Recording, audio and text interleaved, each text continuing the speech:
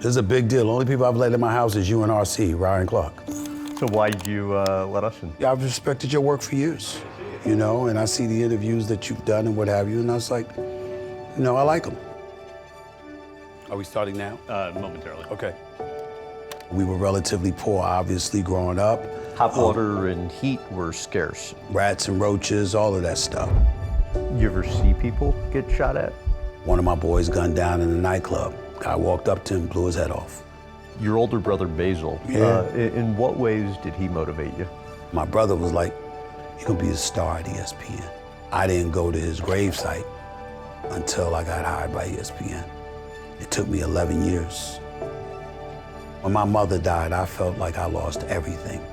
I never came close to killing myself, but I did not want to live. I don't take a lot of time off. Yeah, I think I read you work 330 days a year, something like that? On average, 325 to 330 a year. I understand the DNC has looked at you. I would never be interested in any office but the presidency.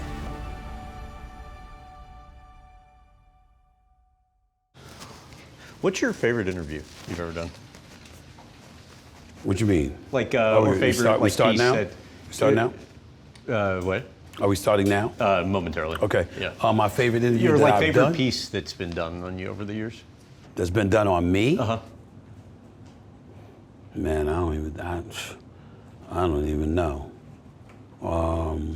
Because a lot of the interviews that I do are live, and it's like, all right, I'll show up on a Breakfast Club, or I'll show up on, I sat down with Hannity for a lengthy interview. I've sat down with ABC. I've sat down. I like the ABC one, or the With Lindsay recent Davis. one. Yeah. Yeah, Lindsay Davis. It's hard for me to say because, and I don't spend a lot of time, like, I might, like, for example, you'll sit down and do this interview. I'm afraid it's gonna, no, I'm gonna hide it. Okay. Do what? I'm just gonna hide it under this, behind this thing. Okay. You'll sit down and do this interview with me, and I'll watch it once. Yeah. I'm done. All right, I see it, I'm looking at it, and everybody else looks at it. And they judge and whatever, and I'm like, okay. And I move forward. Yeah. Because I'm pretty critical of myself from the standpoint of, you know, did I answer, you know, did I say enough about it? Did I get my point across? Did the message that I want sent on a particular question, did I do that? And I can't stand when I feel like I didn't answer a question completely. I don't like leaving stuff open for interpretation when it comes to what comes out of my mouth. What comes out of my mouth, yeah, I said it. That's exactly what I meant. That's how I like to feel when I answer a question. Yep. I said exactly what I meant to say, as opposed to feeling like I left something out. And I don't, for the most part, I can't stand doing interviews that get edited. I love when it's like, you know, I remember years ago, Rich Paul and them had asked me to come on the shop, you know, because LeBron and I would tussle or whatever. And I was like, sure, under one condition, no editing, live. What you see is what you get, you know, and so that's the kind of stuff that I would say. Yeah. But that's all it was. And the goal for today is I'm going to try and touch on, you know, all aspects of your life. From Just when ask you were a whatever kid you want. to- I'm here. I agreed to the interview, so I'm here. I will, you know, likely touch on it if I don't in Touch on in anything you initial want. question. I know how to not answer a question if I don't want to, so it's all right. All right, we're good? You made it. Yeah. Down one piece of equipment, though. Wow. So luckily we rented it locally. So This is a big deal. The only people I've let in my house is you and RC, Ryan Clark. I don't let people in my house. I don't let people know where I live. I don't let people know none of that. So why did you let us in? I've respected your work for years, you know, and I see the interviews that you've done and what have you, and I was like, you know, I like them, so it's cool. Oh, well, thank you. You remember? Vaguely, Okay. vaguely, not the interview itself, but I remember talking to you when you were younger, and I was proud of you, and I knew that you had a bright future because you knew what you wanted to do pretty early on. I can't believe it was 8th grade the first time Yeah. I talked to you. Yeah, I think you were Philadelphia Inquirer. That's and true. Just kind of starting to take off. that's true. Yeah, it is That's crazy true. how Yeah. time flies. Yeah, that was more than 20 years ago. I know. So I wanted to take you back to when you were a kid, Okay. growing up. You're the youngest of 6. Yep. What was that dynamic like? And I know your siblings used to give you trouble for what they called you a mistake. They always used to laugh. They always used to tease, you were a mistake. You were by accident. Mommy and daddy weren't planning on you. And my mother used to snap back at all of them. Every time she heard them saying that, she said, he was the only one who was on purpose. All of you were a mistake. You know, that's what she used to tell them all the time, because my mother and father, they had 4 daughters and a son. And, you know, they really, really wanted another son. So they gave it one last shot. 4 years after my youngest sister Carmen was born.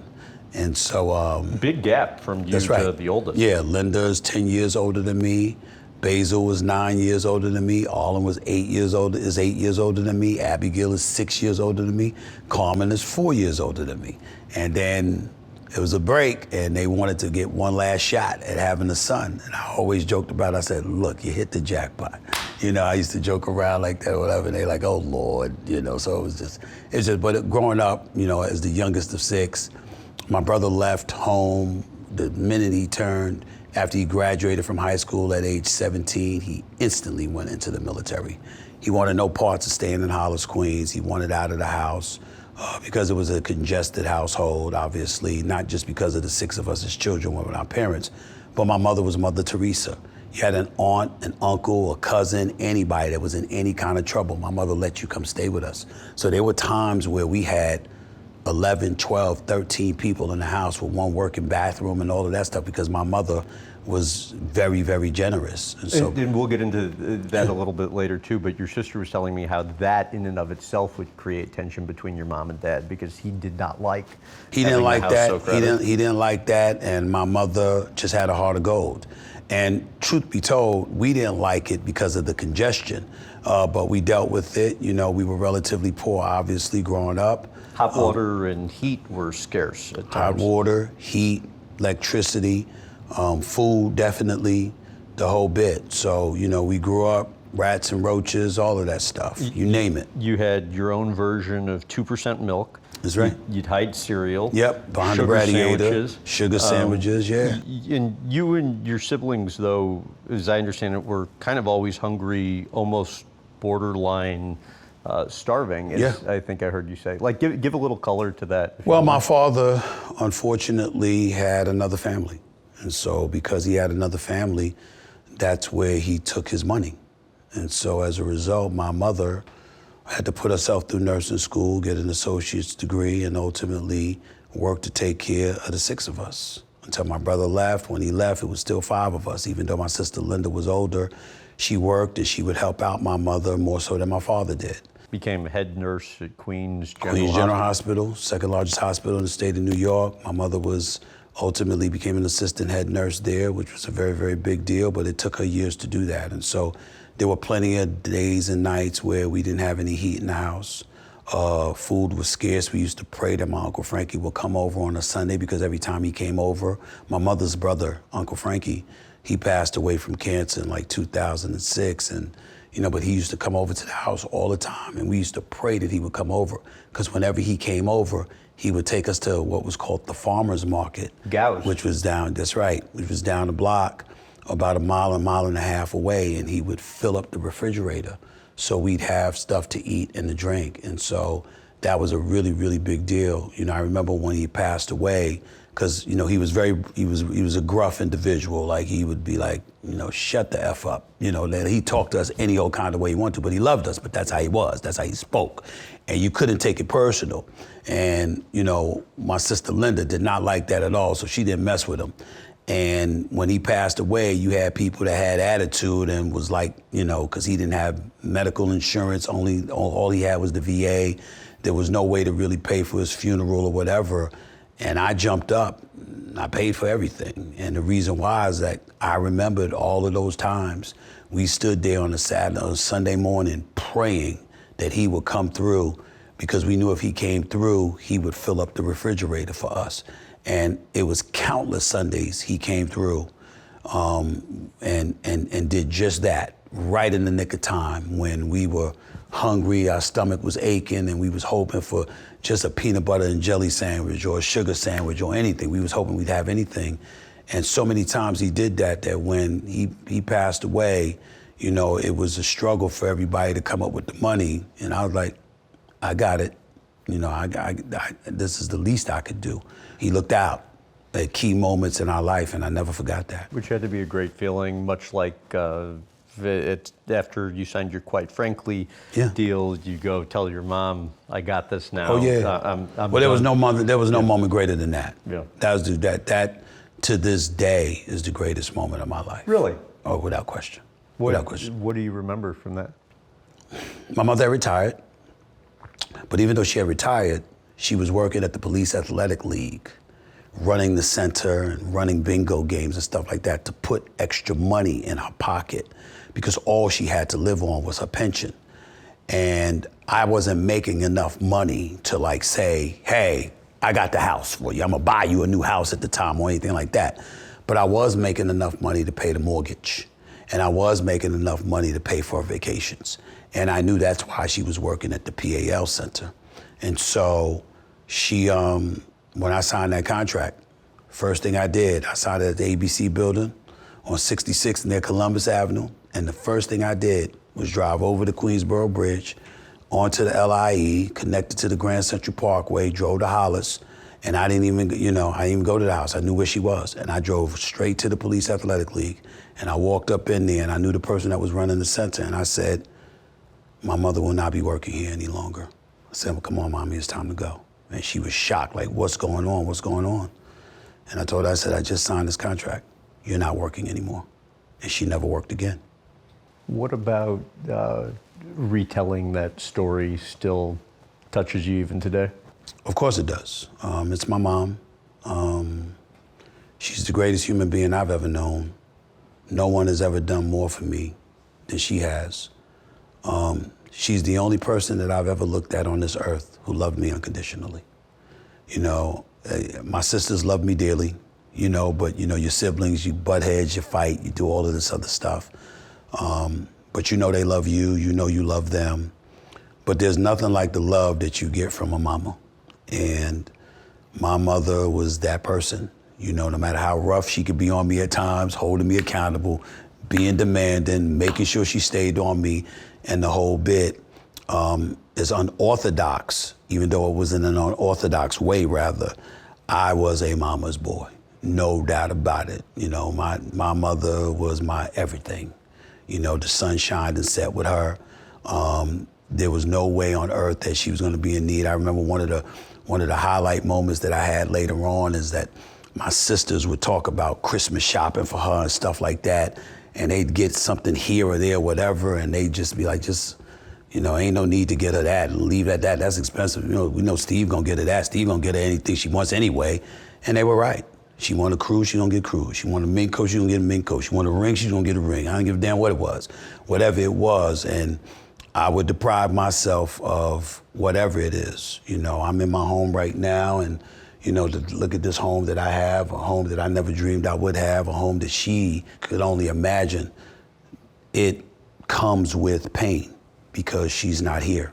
And I know how much it meant to her being a West Indian woman from St. Thomas, Virgin Islands, how she loved the pool, she loved the ocean, she loved the warm weather, she loved that stuff.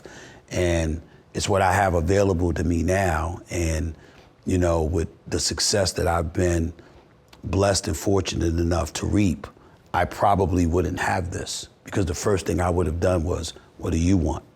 And if I had to sacrifice having this and live in an apartment just so she could have this, everybody knows I would have done it. And it was her that was working 16-hour days, 6-7 days a week to make sure 7 days a week. Your siblings were taken care of as best she possibly could, and then some. The neighborhood you grew up in, correct me if I'm wrong, but what I understand was it wasn't necessarily bad initially, but then drugs. No, it was always bad. It was okay. it was always bad. I mean, the streets are the streets. It's just that, you know, you learn to deal with it, and you stayed away. Like I was on 2/3 and Hollis Avenue, so right up the block was drugs and stuff like that. It wasn't on the corner. You had to walk up to the block, but still in all, you go to the deli, you go to the grocery store, you go anywhere. It was right there for you if you wanted to get yourself in that kind of trouble. So it was a lot of drugs, not that violent. I mean, the violence that comes with it. You ever get like shot at? No, not me. The drug dealers were my friends. They looked out for me. They protected me. As a matter of fact, they had a lot to do with me being safe enough because they knew I wanted to play basketball and I wanted to earn a basketball scholarship. And so I'd go out there, shoot 200-300 jump shots a day going into the night when sundown came. And it was understood. The drug dealers was like, don't bother him, don't touch him. And they'd walk over to me and they'd say, all right, it's time to go. We got work to do. You got to get up out of here. And they said, you know, you from the streets, but you're not of it. You ever see people get shot at? Like, of course. A couple of my friends got killed. A couple of my friends got shot. That you saw? Oh, yeah. I've seen a couple of people get gunned down. I've seen some people get killed. I've seen somebody get shot. I remember one time one of the guys that I grew up with, I wouldn't say that he was a close friend, but we knew one another. He was joking around, arguing with this guy, and they were making jokes towards one another about each other's mother, who could tell the best jokes or whatever. And this one guy got the better of the other guy. The other guy goes up to him and shoots him in both kneecaps. Said, I told you to stop with me. Dropped the gun and walked away. That's the kind of stuff that I grew up seeing. You know, I grew up seeing, you know, one of my boys gunned down in a nightclub. Guy walked up to him, blew his head off. You know, just because he didn't like him. And what do you do when you're in that situation? Well, unfortunately, you know, you don't like to say these things, but you know what? You keep your mouth shut. You know, people talk about snitching, no snitching or whatever, but you know, you see something like that, you open your mouth, you might be next. And so that's the kind of environment we grew up in. Again, it wasn't, you know, it wasn't pervasive to the point where it happened all the time, but it happened enough where you knew who you were dealing with. You saw, you know, one of my boys, his house got shot up, you know, and his little sister, 5 years old, got killed because they were after him, you know, because it was a territorial battle. You know, it was my territory here. I want to be here. This is what you're doing. You on this block. Next thing you know, they roll up in your house and they're driving by and they shoot through the window and they killed his 5-year-old sister. This is the kind of stuff that I grew up seeing, you know, not every day, not every week, but it's happened. And there's a few dead bodies that, you know, was around us and stuff like that. And you kind of learn what to avoid. You got to learn when to speak, when not to speak, you know, who to speak to and when. You know, you see 5-0 and stuff like that. You get seen talking to the police. You know, that's not a good look for you when you're growing up in the streets and you see some of the things that we've seen. And so all of those things are things that, you know, contribute to your mindset, what you see, how you communicate with folks, what you're willing to convey, what you're willing to stay away from, stuff like that. And I was the kind of person that I stayed away from all of that, and basketball was my haven. And that was going to be my question. I was talking to your close buddy Cardell the other day. Like, how did you guys avoid getting caught up in that? Well, working, because we'd work after school jobs and stuff like that. In my case, it was also playing basketball. So it was the combination of having stuff to do. I didn't have idle time to get involved in other stuff. And not only that. And that was you doing it, or your like mom insisting? Well, it's a combination. Okay. It's a combination, because when you have a mother like I had, who's on is on your back at every turn, you know, and let you know. My mother used to tell me, I will never come visit you. I will never come visit you if you go to jail. She used to tell me that stuff all the time, because she was letting me know there's a standard that I have to live up to. And you know what? I don't care how much we're struggling. You're going to obey the law, and you're going to be a law-abiding citizen. And you're going to be a civilized contributor to our society.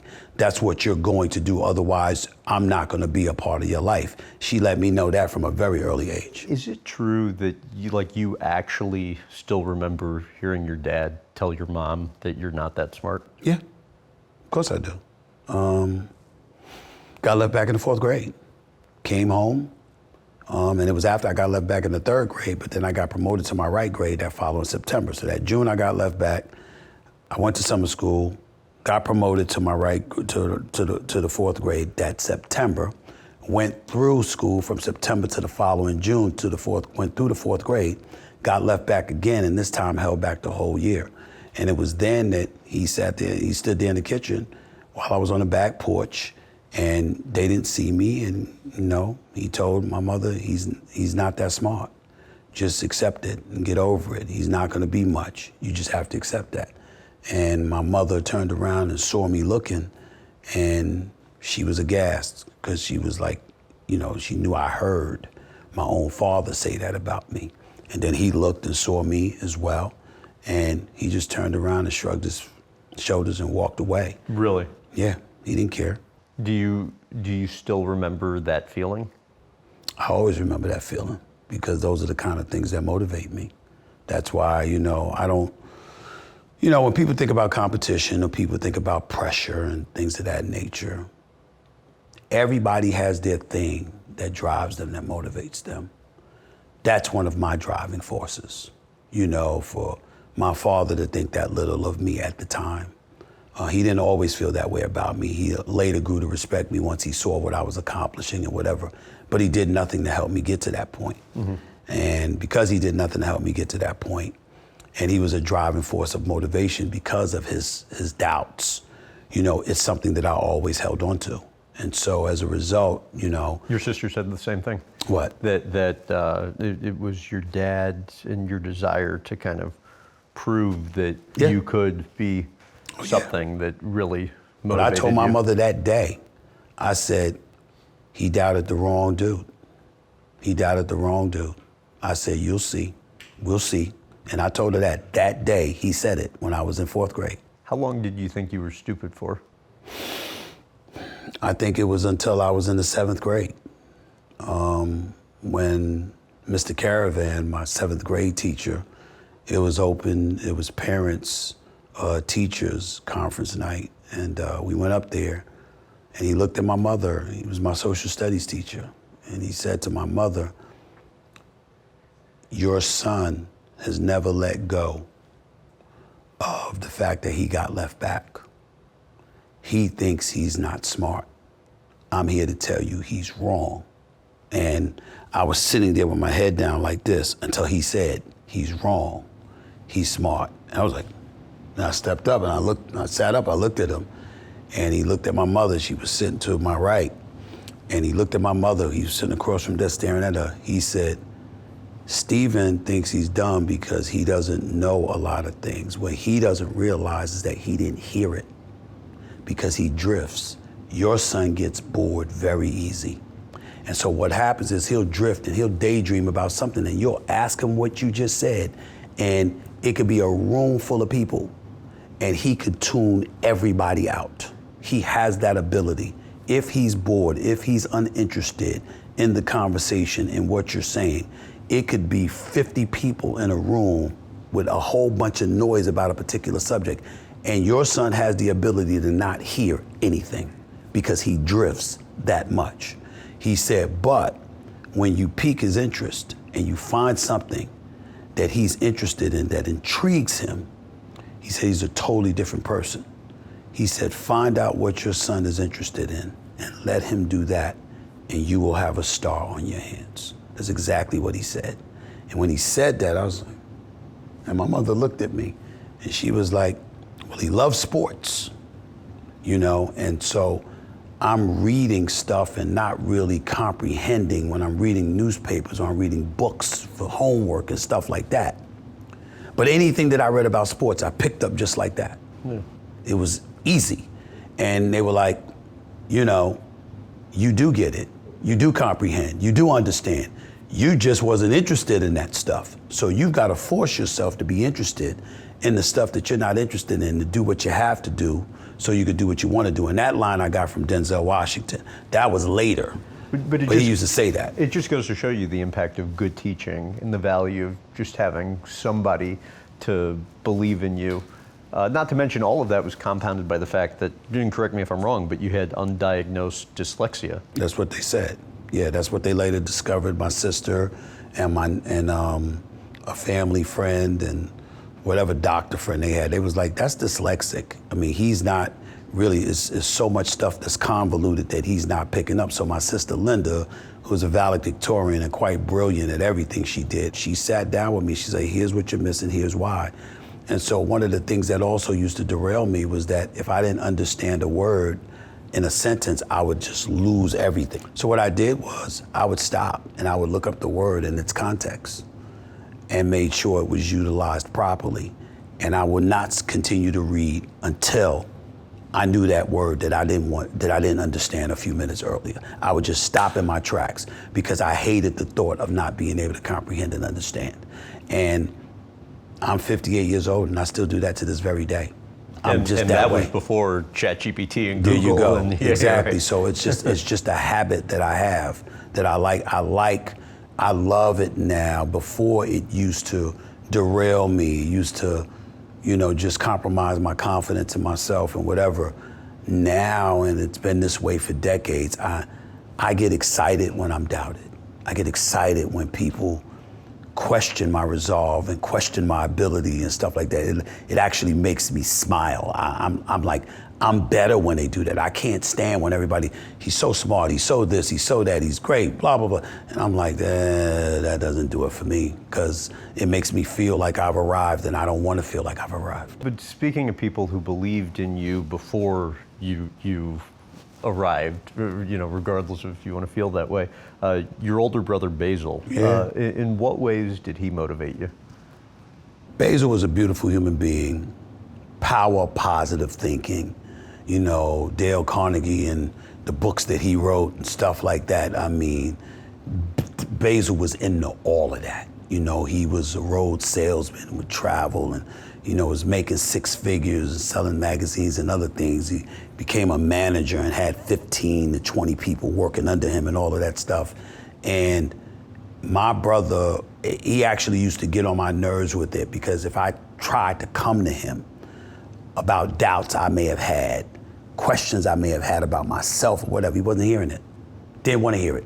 My mother had a belief in me, but I could go to her and say to her, well, I don't know if I could do this. She'll like, yes, you can. Sit down, study, and you'll overcome it. You'll see. That's what she would say. My brother, on the other hand, was like, there's no reason for doubts. There's nothing for you to doubt. I don't want to hear it. That's negative. Get away from me with that negativity in your voice. I don't want to hear it. You can do it and you will do it. That was my brother. And he's telling you you're going to be the biggest sports personality. You're going to be the second coming. He passed away. He passed away in October of 1992, car accident. And we were together for the last time in Georgetown. He had traveled to Georgetown and he was in Georgetown living there for a month. And he told me to come see him. I was at Winston-Salem State. I was working actually, I graduated, but I was working in the area for the Greensboro News and Record at the time. And he was in Maryland, he told me to drive up to come see him. And I drove up to come see him and was telling him the challenges, working for the Greensboro News and Record as an editorial assistant, doing stuff on my own, Pop Warner Sports, high school prep sports, all of this stuff in my off time. Wasn't getting paid for it, but was building a portfolio and stuff like that. So I just don't know what's gonna happen. And my brother was like, you're gonna be a star at ESPN. You're gonna be the biggest star in sports broadcasting. Mark it down, it's going to happen. He said, you just gotta believe it, because the only person in your way is you.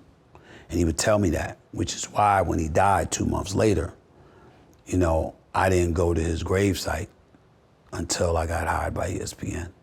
It took me 11 years to get to ESPN because I had made it my personal mission that when I went to see him, it would be to let him know I did it. I did what you said I was going to do. And it took me 11 years.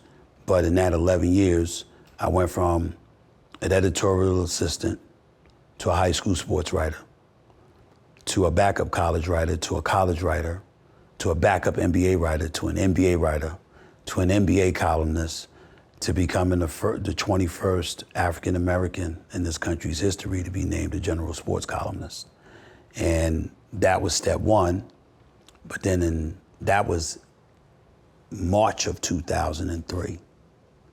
And then October of 2003 is when ESPN hired me. So when ESPN hired me, the general sports columnist position in March, and then ESPN that same year, that October, I had achieved what he said I achieved. And then I went to his gravesite and, in Yonkers, New York. And I remember that I think that's the hardest I've ever cried in my life, with the exception of my mother passing away, because it was like I had held it all in. You know, it was like when he passed away, I eulogized him, I gave his eulogy and stuff like that. And then from that point forward, I just used to talk to myself, used to talk to him, used to talk about what he had aspired for me or whatever. But to actually achieve it, to pull it off, to do exactly what he said I would do, that was a big, big moment for me. What was the feeling being there that day, kind of sharing with him the achievement? Well, it came full circle because my dad doubted me, but he never did. Yep. And it was the combination of me proving my dad to be a liar when it came to me, and validating my brother and all the things that he said I was going to do. And to be at his gravesite and to know that he believed in me and I came through. I validated what he said. I didn't give up, because there was a lot of roadblocks, a lot of trials and tribulations. Working in corporate America, you got people, everybody's not your cheerleader, everybody's not the mentor. You know, to have the obstacles that were placed in front of me and for me to overcome all of that, to achieve what he said I was gonna achieve. It was a deep thing for me. And it was like, I'm telling you, I don't think I've ever cried like that. I didn't cry like that at his funeral. But that day, it was like, it was cathartic. I realized at that moment that I held all of this in for those 11 years. And I was finally able to, it was a tremendous, tremendous weight that was off my shoulders. What's the connectivity to your brother's passing and you not celebrating your birthday for so long? Well, I just miss him. It's one of the things that I have to do a better job of. When it comes to funerals, for example, it's not about you, it's about them. And for the longest time, it was always about my brother.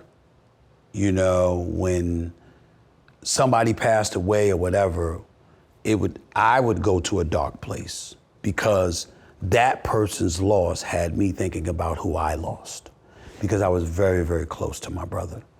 And to lose him, there was a palpable level of misery that would kick in, and my birthday did that for me.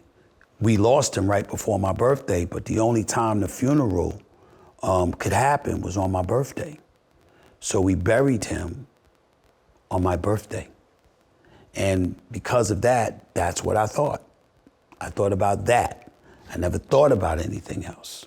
And that's why, when my birthday came, it was never anything for me to celebrate. In what ways did therapy help with that? Therapy didn't come until after I lost my mother. Mm-hmm. The difference between my mother and listen, you love your siblings or whatever, but like I told you before, your mama's your mama. I've never known pain like that in my life. I cried every day for 2 years. And it was the first time in my life I knew I needed help. Because I remember, and I said this before, I remember one time, we're doing First Take for ESPN. And I'm on the air with Max Kellerman and Molly. And there was a point where, like, for 60 seconds, he's talking, and I don't see him, and I don't hear him. And I knew I was in trouble, because my mother had passed away. This was months later. And, it was unfair to him. It was unfair to Molly. It was unfair to the show. It was unfair to ESPN. I was trying to work through it. But it happened, and it wasn't the first time it had happened. And I never knew when it was coming on. Something would happen that had me thinking about my mother. And that darkness that I alluded to with my brother, that was the pain of losing him. But when my mother died, I felt like I lost everything. I never came close to killing myself, but I did not want to live.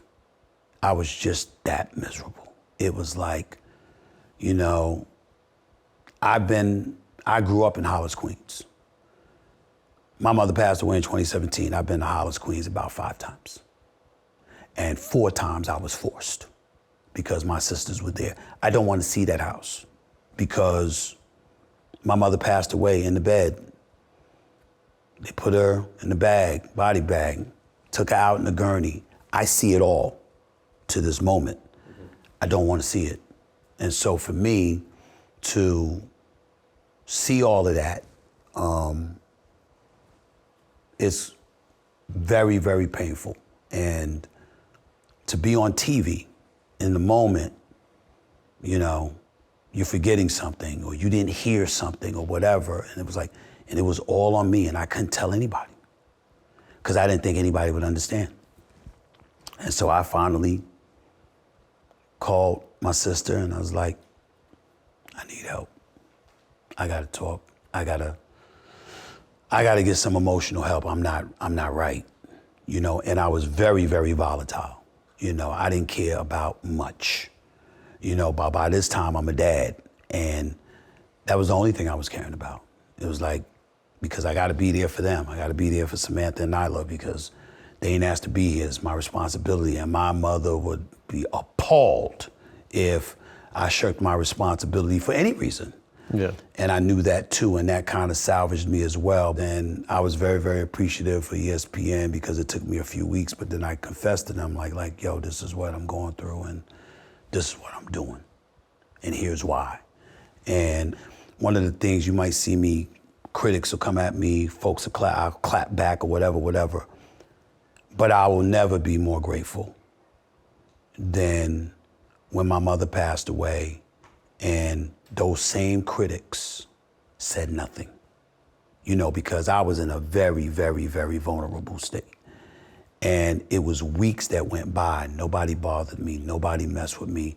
There wasn't a critical word that was said about me. Anything could have set me off. And it really, really showed me that no matter how despicable people can be from time to time, that people really, really showed their humanity at that particular moment in time. And I'll never forget it as long as I live because I was vulnerable, I was weak as hell. You could shatter me with the slightest word when my mother passed away for a period of time because I wasn't there. I just wasn't there. Your sister told me to bring this up, and this could be completely out of place, forgive me, I have no idea the genesis of this. Mm-hmm. What's the deal with your mom and dad with the club on the car? The club is funny. It's the funniest story. I think it's one of the funniest stories we've ever had. My mother was the absolute queen of I told you so. Nobody lived on that more than her. If she gave you advice, if she gave you counsel and you didn't follow it, she was gonna remind you until the cows came home. See, I told you. That was my mother, the queen of I told you so's. And so my father, absolutely hilarious. He goes to the supermarket and by this time he's old, he can't run, anything like that. And somebody stole his car. And literally he was coming out of the supermarket on Merrick Boulevard in Queens, New York. And he saw the guy driving away with his car. And he's like, hey, but there's nothing he could do. So my father gets home and he's so ticked off. He's just mad. And, you know, he stole my car. And my sister Arlen and Linda are sitting there with them. And they're like, these damn people, it's a damn shame this society is the way that it is, blah, blah, blah, blah, blah. And my mother was in the kitchen and she stuck her head in the dining room where he would sit, where he had the grandfather chair in front of the TV and he would watch it. And my mother would sit up there and she'd walk in and stick her head in and she says, did you use the club? And he looked at her and just ignored her. Now the club is one of those things you put over the steering wheel, lock the steering wheel or whatever. Cost about $25 at the time and stuff like that. You lock the steering wheel so you can't steer, you can't steer the car away, whatever. She bought him the club. She bought him the club. And she was asking him, did you use the club? And he ignored her. She said, I said, did you use the club? And he interrupted the conversation with my sisters and he looked at her and he said, Janet, no, I didn't use the club. And she said, see, had you used the club, you still have your car, right? And he just sucked his teeth and he was so mad. The first time in my life I saw my father, if he could hit her, he would have. He never put his hands on my mother, but if he could hit her, he would have. Because he was that upset that all she cared about, she bought him the club, and you didn't use it. That's all she cared. She didn't care about his car. She didn't care about how upset he was. She didn't care about nothing. And so when she said, see, if you use a club, you still have your car. And she stormed and walked away. We ran out the dining room laughing because that was what my mother would do. She would remind you that she told you so and you didn't listen, and that's why you suffered. If you listen to her, you still have your car. That was her. Your sister, Carmen, told me your mom outshined your dad because of her hard work, yes. which she feels made him feel kind of powerless as True. a man. Well, it's a combination of that. My father was a very prideful West Indian man, and he wanted you to be able to have to depend on him, but he wasn't dependable. Whether it was cigarettes, it was gambling, it was drinking, it was all of the above. My father wasn't a dependable source as a man in the house. Why do you think he was the way he was? I think in part it was jealousy of my mother, because my mother pulled herself up by her own bootstraps, got her nursing degree, and made sure that the family wasn't gonna fall apart.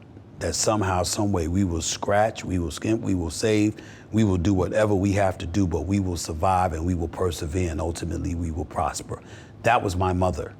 And remember, she got her degree. She put herself through school and got her degree after she had the 6 of us.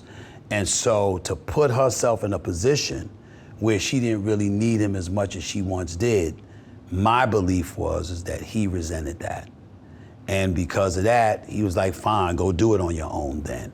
And that's where it came from. So my sisters would be primarily focused on his infidelity.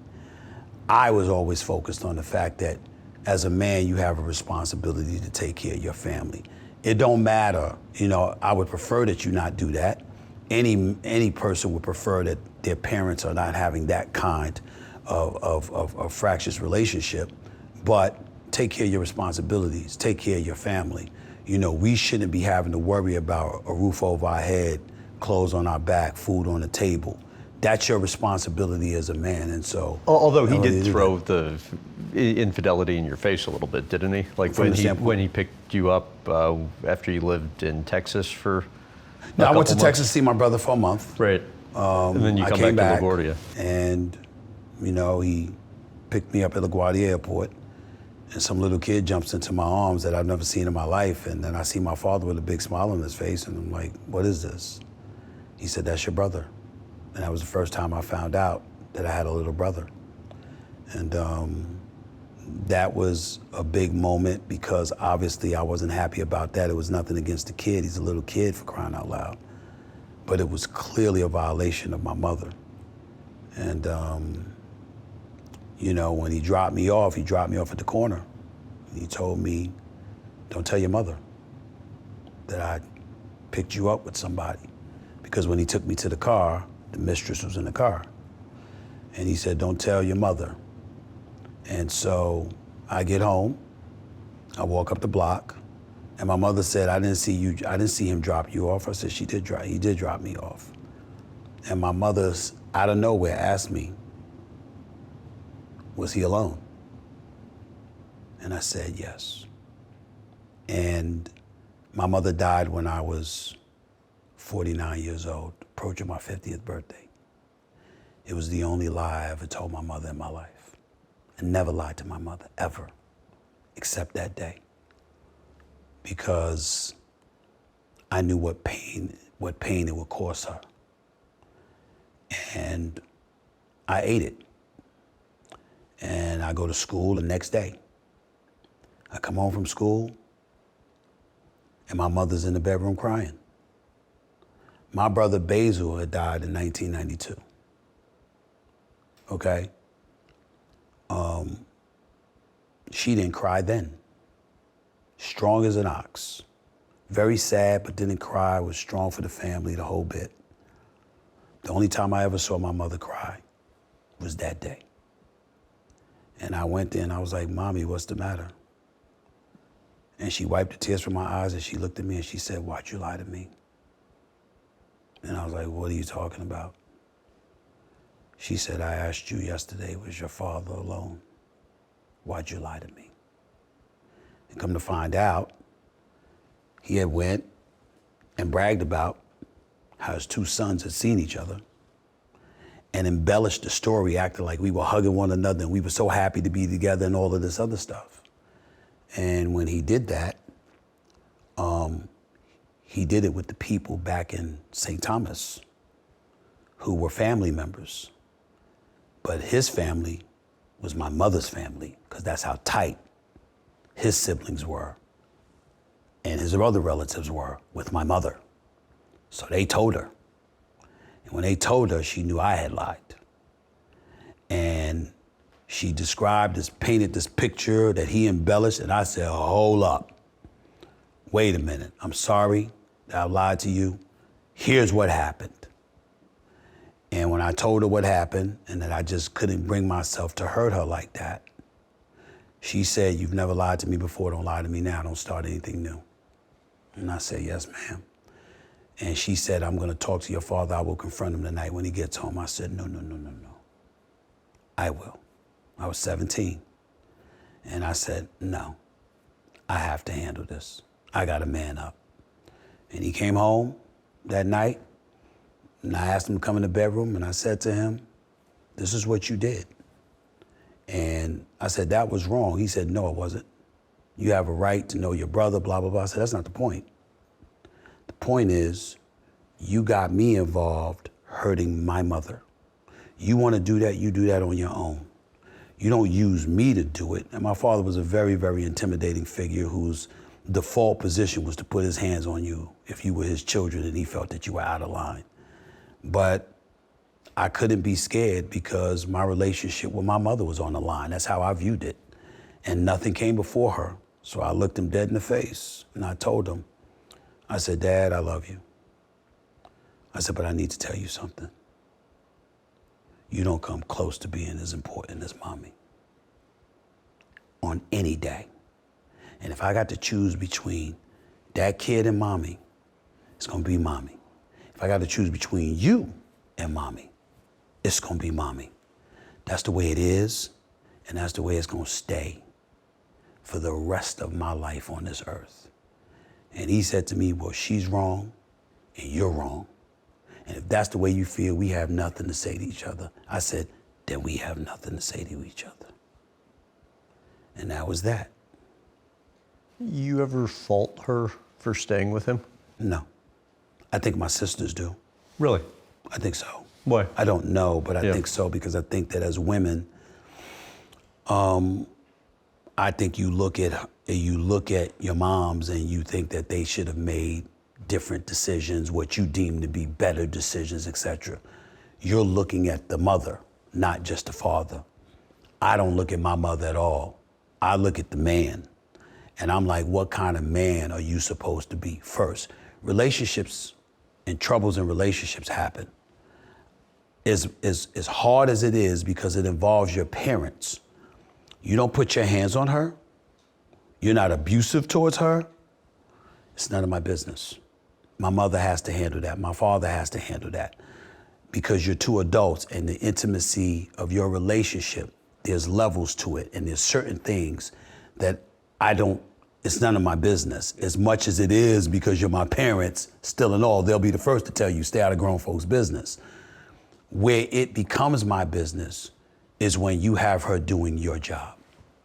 when you didn't pay the bills, when you didn't put food in the refrigerator, when you didn't make sure there was heat in the house, when you didn't make sure there was clothes on our back. She's doing your job. And I'm very, very, very big on that. I've always been that guy. I've been in multiple relationships in my life and stuff like that. There is no woman alive that would ever tell you they know anything about me and I'm gonna leave the bills to them.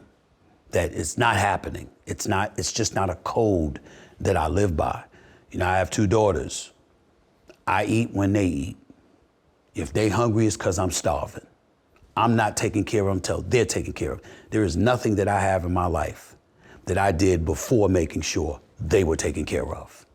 And when they get older and they have a boyfriend or they're fortunate and blessed enough to have a husband, it better be somebody that's handling business. Can't meet me, can't come to me, because the number one thing I'm looking for is, what is your character when it comes to taking care of your family? Because you can have a relationship that goes awry. You can be together and break up. You can get married and get a divorce. What does that have to do with taking care of your responsibilities? One has nothing to do with the other. You have an obligation to take care of your responsibilities. And if you can afford to do even better than that, you should, because this person mattered to you. They were in your life. You can sit up there and say, hey, things don't work out. My father and mother, had they gotten divorced, but my father was a better man when it came to taking care of his responsibilities instead of leaving it up to my mother, I would not have resented him. My sisters would have, but I wouldn't have. Have you forgiven him? I'd say yes, because, you know, the day I eulogized him was the day, and I give all the thanks in the world to my mother, who had passed away 14 months earlier, and what she had instilled in me, and Pastor A.R. Bernard from Christian Cultural Center in Brooklyn, New York, who's my spiritual father. I'm not the most religious person in the world, but if there's somebody that I lean on that knows practically everything about me, it's him. And I called my sister Carmen the morning of my father's funeral, and I say to her, I got some stuff I need to get off my chest. And she's like, oh God, no. Please don't, Steve, please don't do this. And I said, I gotta get it off my chest. I've held it in, haven't said much. Mommy passed away 14 months ago, you know, and I don't think she's been celebrated enough. And I got a problem with that. So this is the perfect time to do it. So I'm telling you, because whoever was gonna give the eulogy, cancel it. I'm giving it. And Carmen's like, oh God, no. She said, Steve, just remember, what would mommy say? What would mommy say? What would mommy say? And I said, I got it. And it was 7 o'clock and the funeral was at 10.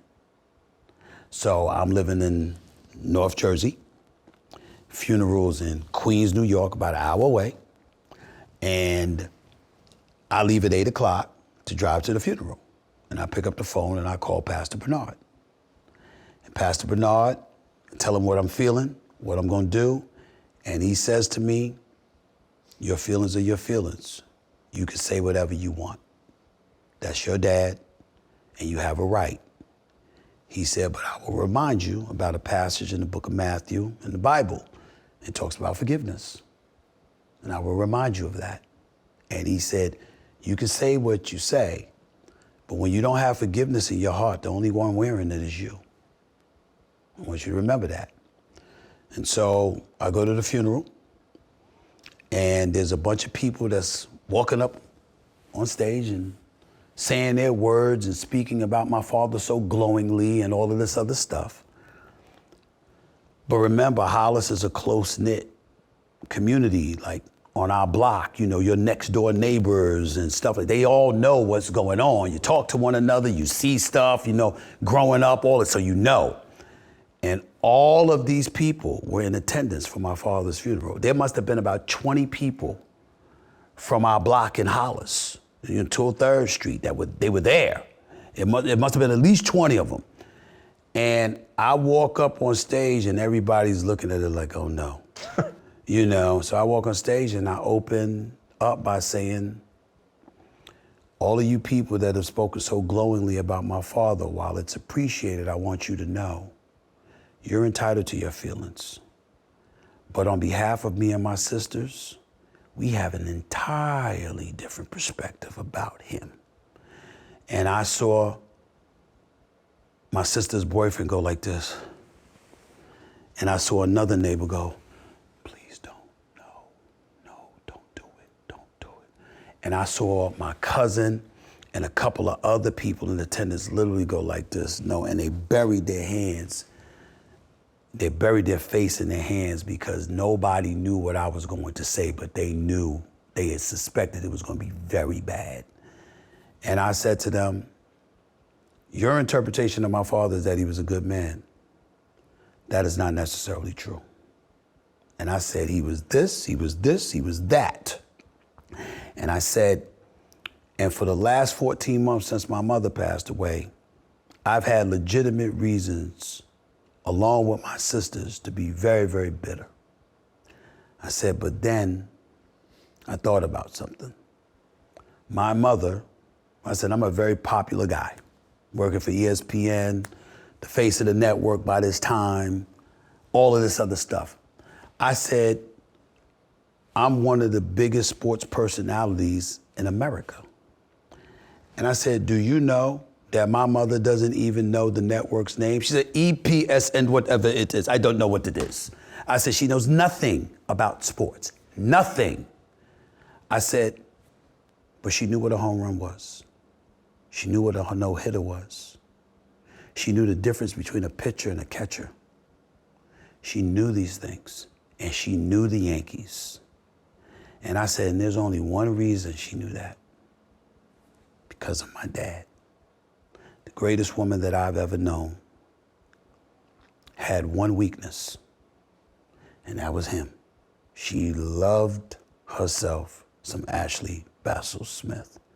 Loved him to her core. And I said, and to have a love like that, the most wonderful woman that I've ever known, to love you like that, there must have been something special about you. And then I went into all the things that were good about him.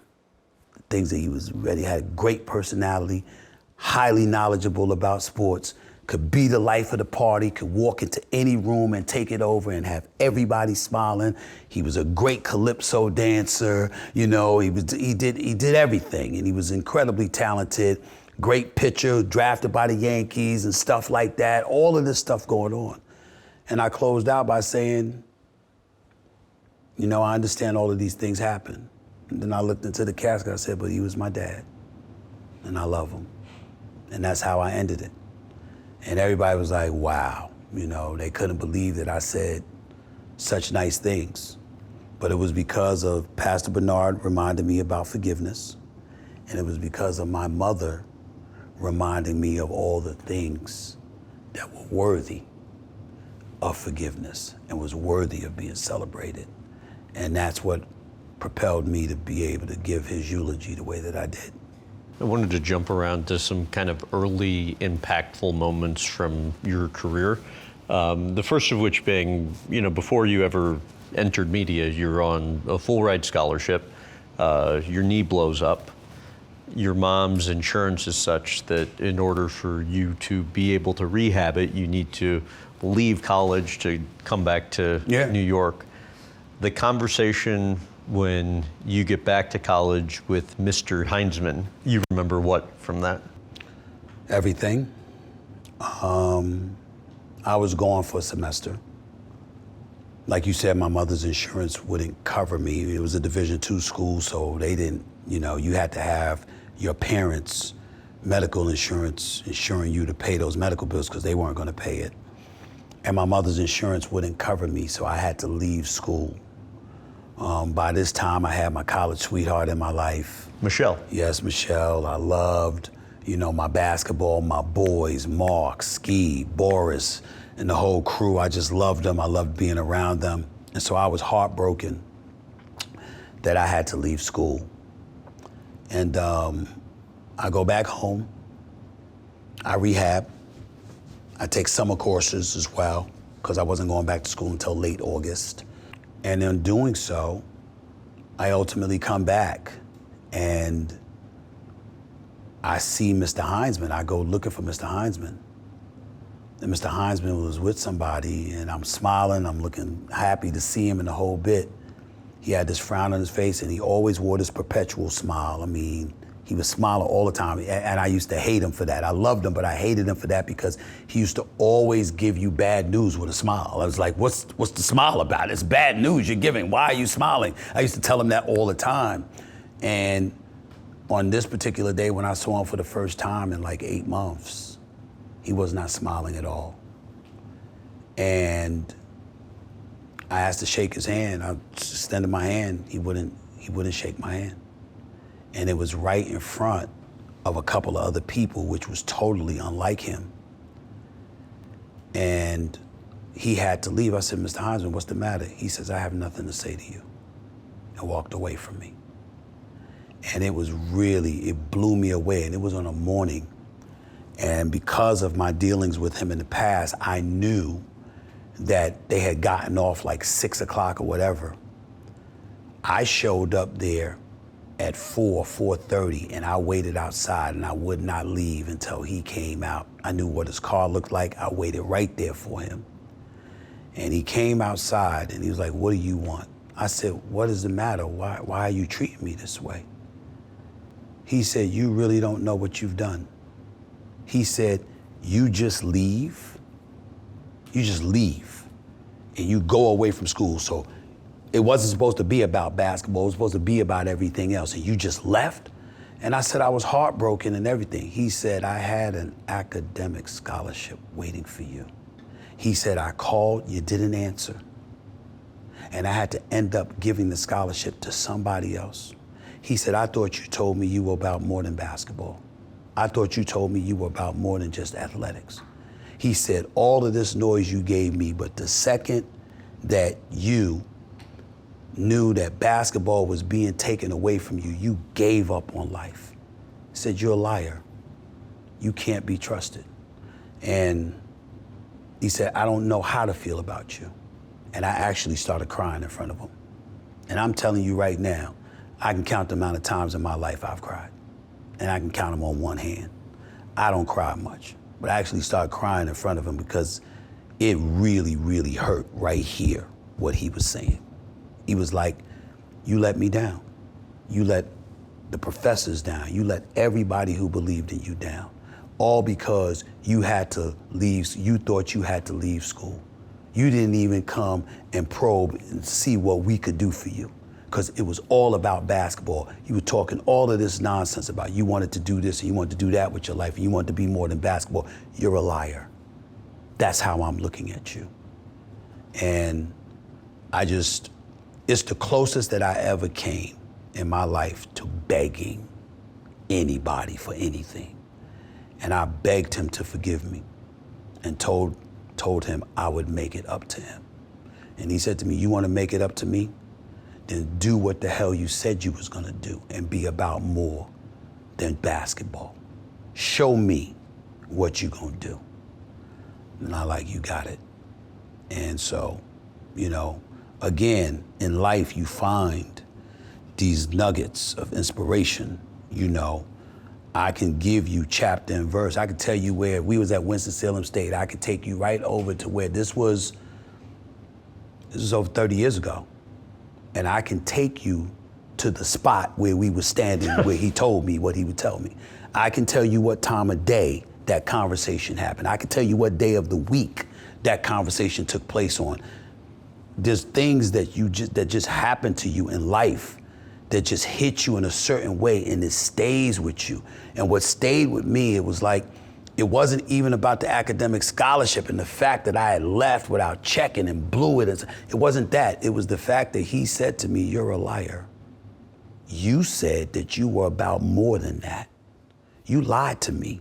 You lied to Mr. Devon. You lied to Professor Little, Larry Little. You lied to Professor Brookshaw. You lied to Dr. Sadler. You lied to these people. I remember the names because he said them. Because he knew all my teachers, because he was the head of the financial aid department. And that's who we got our scholarship through. So he said all of that, and it was just, every name he said, it was like a stab to the heart. And I was ashamed. I was ashamed because he didn't say a syllable that was wrong. I did tell him those things, and I did renege on it.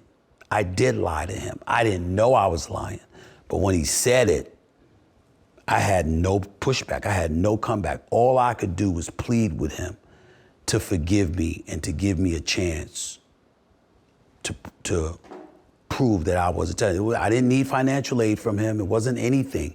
It was just, he was somebody that had a lot of faith in me, and I let him down because of my words not matching my actions.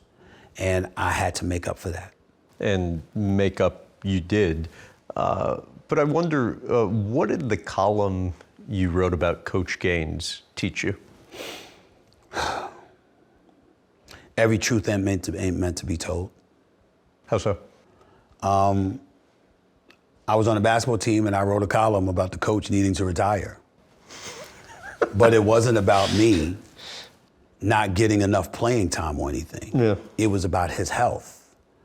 Because he had some ailment, I don't know whether it was cerebral palsy or whatever, I don't know what it was, but he would wear a patch over his eye. And he was prone to catching mild strokes. And I was afraid he was going to die on the sidelines. And so me writing for the school newspaper, I went into his office and I said, "What are you doing? You know, I love you. You've been like a father to me. You're gonna kill yourself." And I said, "You know, you need to step away from this." And he was like, "Shut the f up. You know, who the hell are you to tell me anything?" I said, "Well, let me tell you something. If you don't sit by and do nothing, then I'm gonna write an article saying you need to retire." Like, f you. Go ahead and do your damn article. Give a shit.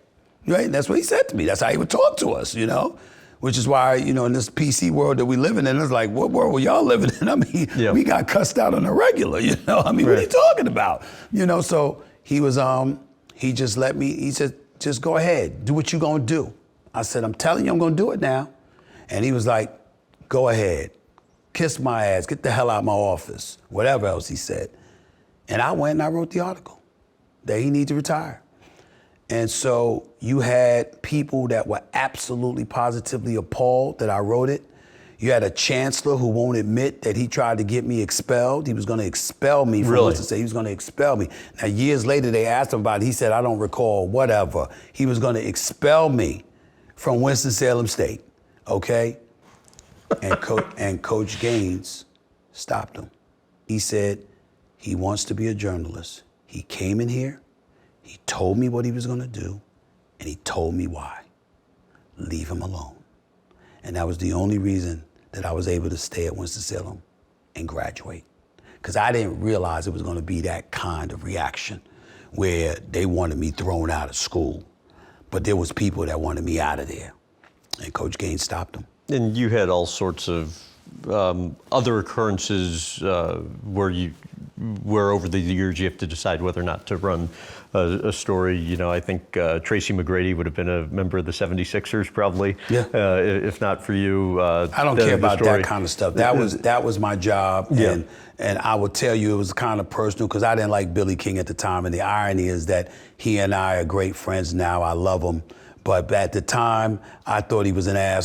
He used to tick me off, and you know, I had news, and I told him, you know, I found out, you about to trade for Tracy McGrady. You tried to get Larry Hughes up out of here. And so Billy King, you know what, and I don't know whether he remembers it or not, but I tell him, I said, "That's exactly how it happened, Billy." When I went to Billy and I said, "Yo, man," I said, "I'm gonna write this story." He asked me, you know, said, "So you gonna write that story?" And I said, not if you ask me nicely not to." So you gotta ask me nicely. It was like literally, it was A Few Good Men, the scene when at the beginning of the movie with Jack Nicholson saying to Tom Cruise, "Yeah, I'll get you the paperwork that you need, but you have to ask me nicely." That's what I did to Billy King at the time. You know, that's exactly what I did because he would get on my damn nerves. And so that's what I did, and he wouldn't because he didn't like me. Yeah. You know? So I wrote the article. AI asked you nicely not to report on something. Yes, he did. I'll never tell what, but he did ask me Well, he blew up at Larry Brown. Well, he blew up at Larry Brown, but the things that he said was that I never have repeated it, and I never will. But I will tell you that he said some very, very incendiary things, and he was just upset and whatever. And the next day, he asked me not to write it, and I said, "You got it," and I didn't write it.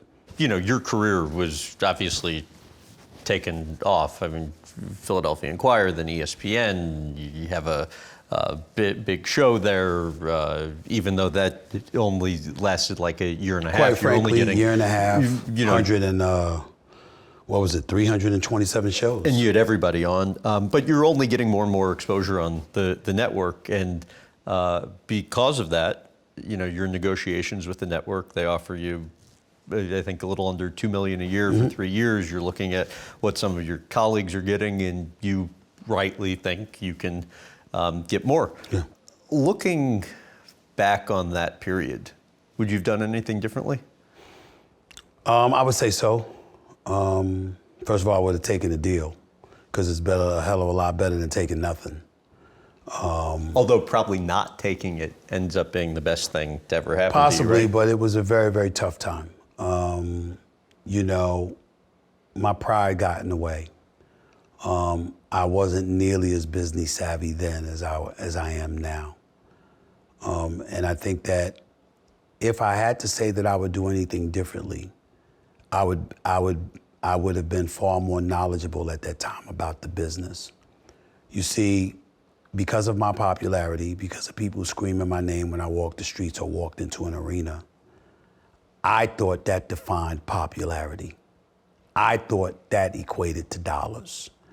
That combined with my work ethic and the fact that I was a tireless worker, et cetera, et cetera, I thought that was enough. But they had the data. And so their attitude was, we're not gonna give more than this. I didn't have access to the data they had access to. So as business people, they knew what they were offering, even though one could easily argue that I deserved more. They knew the likelihood of me being able to get more elsewhere wasn't an option for me. So they made me what they thought was a fair offer. I thought it shortchanged me. And I said no, thinking that there would be an ongoing negotiation, not that talks would be shut down and ultimately my exposure would be minimized before a year later being completely let go. And so because those things happened, I had to really, really look at myself, look in the mirror, and recognize the fact that when you don't understand your own business, you don't deserve anything. You should be happy with what you get, because it's up to you to have an idea at least of what your value is, what your worth is. It's not for somebody else to tell you that information to their detriment. Their objective is to get the best talent they could possibly get for the cheapest price imaginable. It's your job to make sure that you illuminate and accentuate your value in their eyes that comes close to justifying what you're asking for and what you're hoping they'll give you. And I didn't do that. And I didn't see it that way. And as a result, I ruffled feathers because of the manner in which I handled things. And they ultimately said, we can do without him. And it almost destroyed my career. And this all happened only a short while after you become a father. You're let go. During kind of that period where you're jobless, what was your lowest point?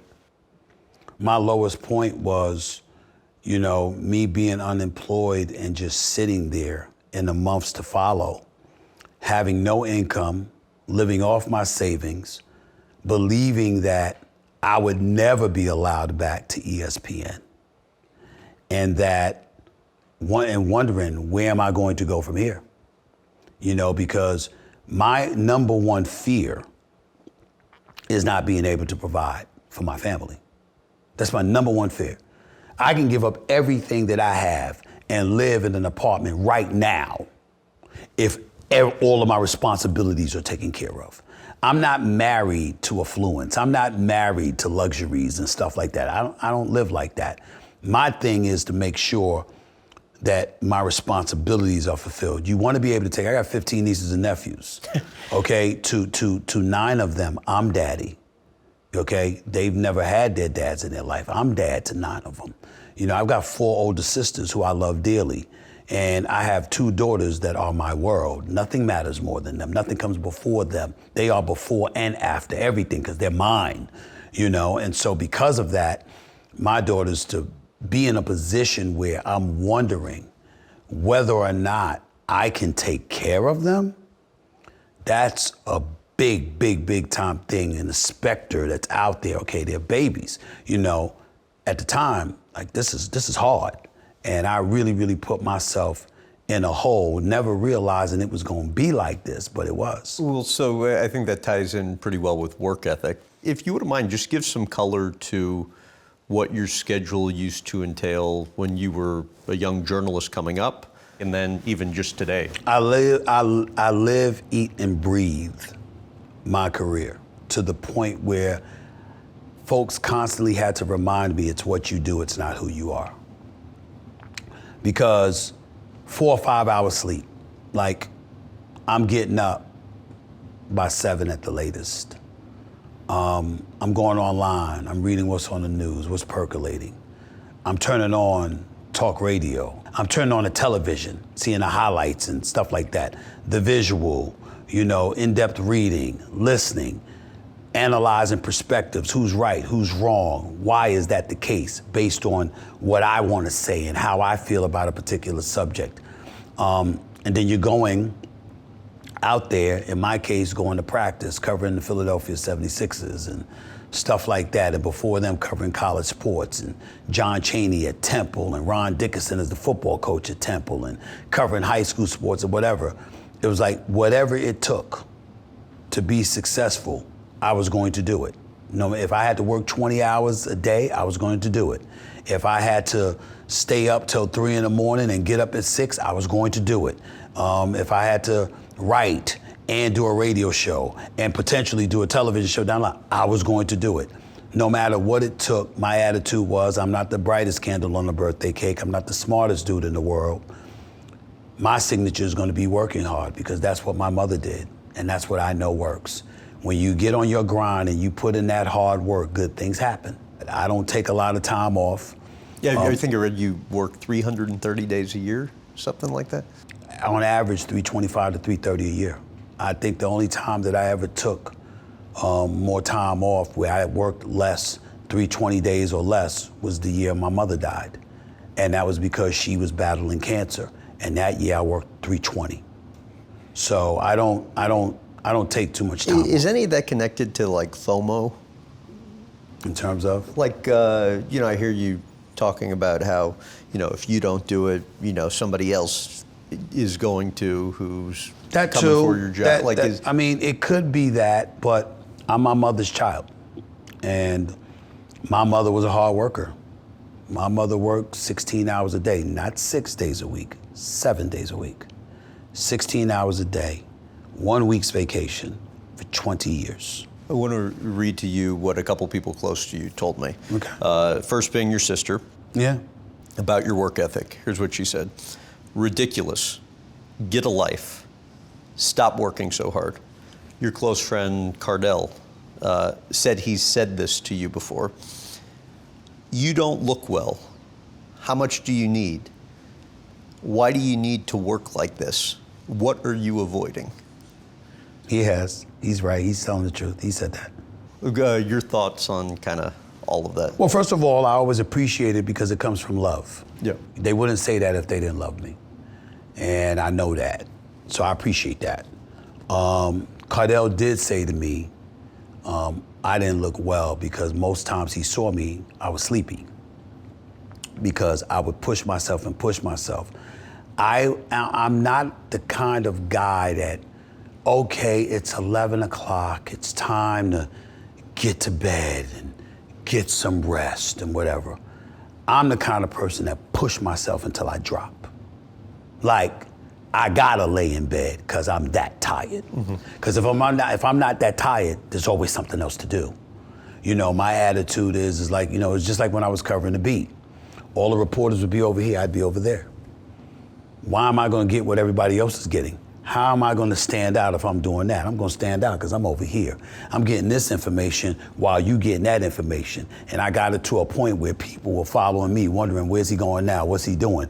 Because of the stories that I would break in my career as a writer for the New York Daily News and then ultimately as a writer for the Philadelphia Inquirer. That's just what I did. I was of that mindset. That's how I thought about it. That was my attitude, and I still have that attitude to this very day. But don't you ever wonder if, like, someday you're going to, lift your head up from this grind and, like, decades will have passed and you realize, oh, man, I missed out on experiences with family that I otherwise would have had the opportunity to enjoy? No. And the reason why I don't feel that way is because I already go through that. But I know why I go through it. My daughter Samantha she had a play. And she wanted me to be there. And I've been to several of her plays, but this one I did not go to because I had to work during the NBA playoffs. And she was very, very upset that I didn't make it. And I sat her down and I said to her, I understand. I said, I don't want you to get used to disappointment, but I want you to experience it time to time. Nobody gets everything. Sacrifices come with life. And I said, the same Samantha that wanted me to be at that play is the same Samantha that wants to go to Disney World next month. It's the same Samantha that wants to go to LA. It's the same Samantha that wants to go to Hawaii for vacation. It's the same Samantha that wants daddy to get this, and that. And then I bring a sister over and I said, you're the same Nyla that want this. And I go through a laundry list of things that Nyla wanted as well, because they both complained about me missing out on certain things. And I said, I've been at a lot of things, just not everything, because daddy has to work. And daddy's work is what enables you to have everything you need and most of what you want. I said, you want me to feel guilty? Let me deprive you of what you need. You have everything you need. I'm not worried about you not getting everything you want, because that's not how the real world works. And there are times, it's rare, but there are going to be times when I don't give you what you wanted, but it's because I was making sure you had what you need. And that's what I love about my career, because my daughters know everywhere I'm at. I don't go anywhere that they don't know about. Any city I'm in, they know about it. They know where I'm at, they know how long I'm there, they know when they expect me back, and they know what I'm doing. And I always tell them what I'm doing. That way they could turn on the TV and they say, my daddy's right there. And that's the beauty. If I was doing something else, then it would be different, because you can't see me and all you have is my word. And sometimes that's not good enough for a child. And so if you're a lawyer, you're an accountant, or you're something that's removed from the public eye, where they don't feel like they can reach out and touch you because they can't see you and they can't hear your voice and they don't know what you're doing, now you got problems. But when you can't do something because they flick on that TV and they see daddy working, it's Christmas Day and I'm in studio in LA. I had to do that the last 4 or 5 Christmases. I'm right in studio in LA and they're like, he's not here. Boom. You understand? So my thing is, you want to come? We're gonna stay here. Oh, so now you want me to go work? Go work, daddy. So they went from being upset to saying, daddy, I'll see you tomorrow. I want to ask you about your daughters, but do you envision a day short term where you see taking your foot off the gas? I have taken my foot off the gas on several occasions. Okay. Oh, I've done that. They've made me. Because they're little girls. So what do? It's like when you have daughters. Wait, but hold on. I saw your operation yesterday, and we've talked about your ambition. I mean, you're going. I'm going a million miles an hour. But again, they're down the block. Yeah. So it's like I'm seeing you every day. I'm spending time with you. I'm with you. It's just that I'm doing these other things too. Yeah. But my daughters will be like, "No, you're not. You know, you gonna be right here tonight. I mean, every now and then they pull rank. Oh no, you're not doing that. You know, they'll sit up there. My assistant will say, you know, or my security will say, we got to do this. We got to do this. My daughters will look at me and say, no, he's not. He's not going nowhere. Side time. And your assistant Sumatra Yes, and your security Juby. That's right. Both have been with you like 21 years. Yes. It's like the three of you They're family. guys. They're family. They're family to me. And it's like... And even when you got laid off and didn't really have money to pay them, they both still That's right. stayed kind of Yes, they did. part of it. Yes, Big they deal. did. And that's why they're family. Why do you say you wish you would have had kids earlier? I would have been younger. I wouldn't have been so tired from following them around and running around and stuff like that. Do you know that this is about 3-4 years ago? Do you know what my daughters did to me? We want to go to Disney World for 3 days in 100-degree weather. And for 7 hours each day, because we had one of those tour guides, I had to be with them in the park, putting on a hat, praying people don't see me so nobody bothers me, because they get major attitude when people take my time away from them. And they had me in there. I am a black man. You might have thought I was purple after they got, I mean, I was roasting out there in 100-degree weather. And they kept me out of there, and you would think, I mean, it's like 26, 28 different rides on like 4 parks combined at Disney World. They made me get on every ride. And I mean every ride. Every single ride, the roller coaster, the waterfall, I mean everything. They made me get on every ride. And they milked those 21 hours with me outside to the second. Not minute, not hour, the second. We were out there for the full 21 hours. They gave me no breaks. And that's just the way it was. So they pull rank now, and they do that all the time. Would you ever have more kids? No, never. It's over. I watched that interview you did with ABC recently. Yeah. And you said your biggest regret is having not gotten married. Yeah. Why? Because I had children out of wedlock, and it was the only thing that my mother was ever ashamed of me about. She was very, very ashamed of me, because my mother was a religious woman. She loved the Lord, and she didn't play that. And she knew it was going to be a tremendous load on my shoulders, a tremendous responsibility. And she was like, you've made smart decisions all your life. How could you slip up and do this?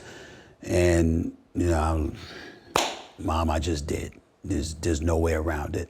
And, you know, when you are a dad, but you're not married, and you're not with the mom, it's challenging, because you're not the priority that you want to be when it comes to influencing your children's lives.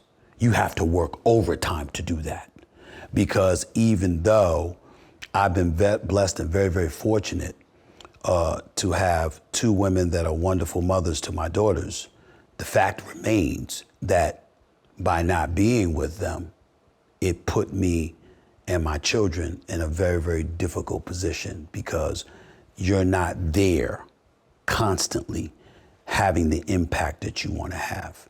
And so my mother knew that would be the case. And she didn't raise us that way.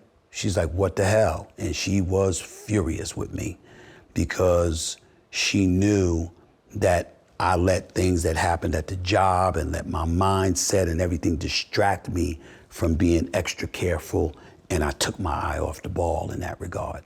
And she said, well, you're gonna make up for it.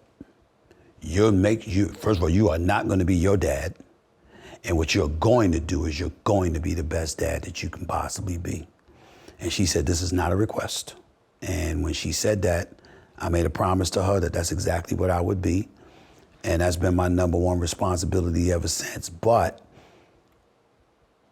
where it gets a bit difficult is, as a man, that responsibility element comes in.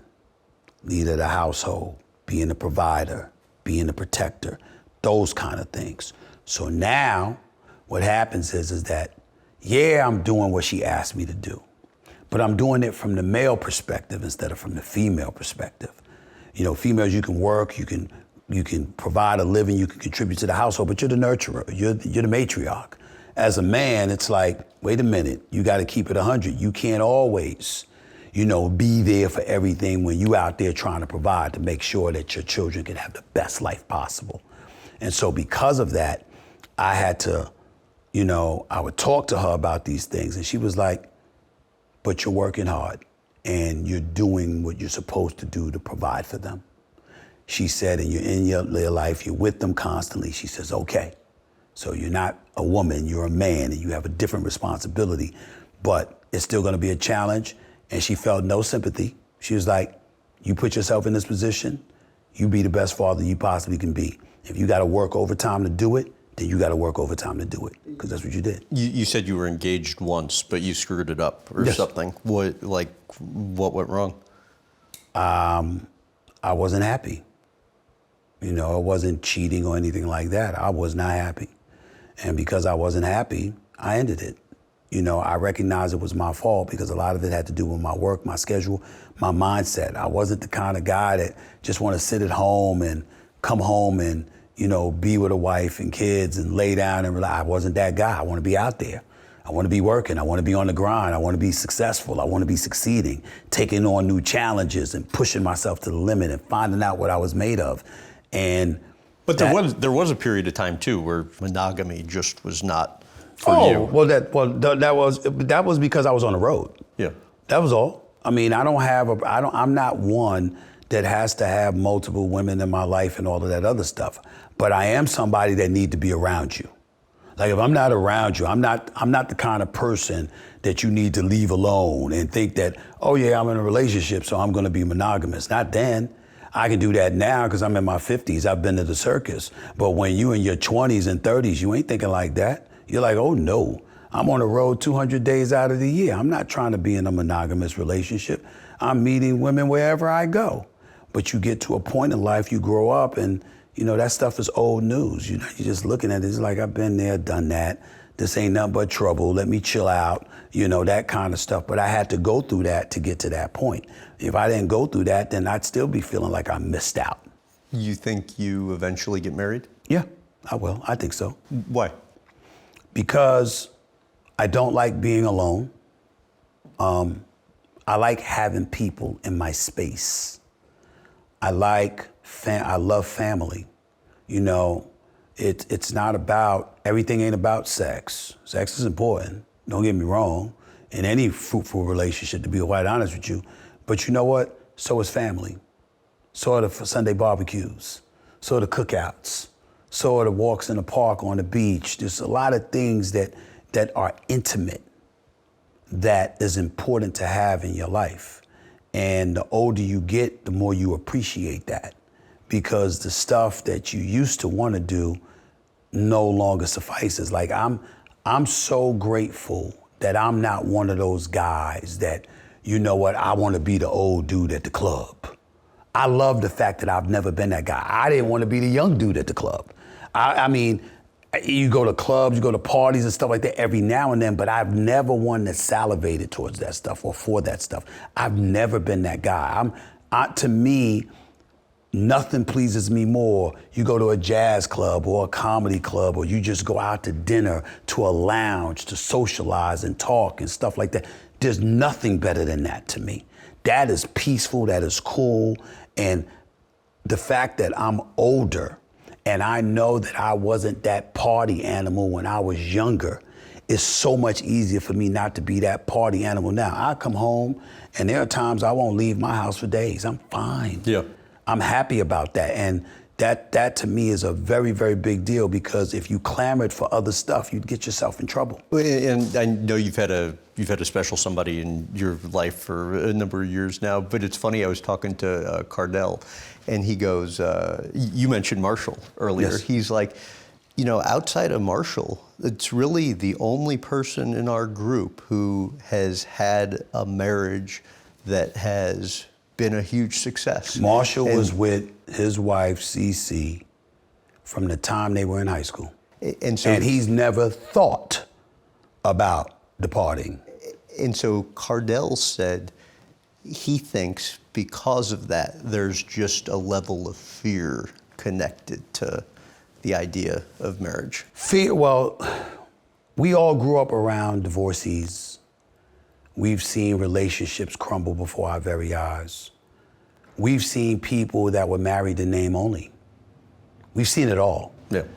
And you do fear that that level of stress will enter your life, and you're like, I've seen people lose it because they felt trapped.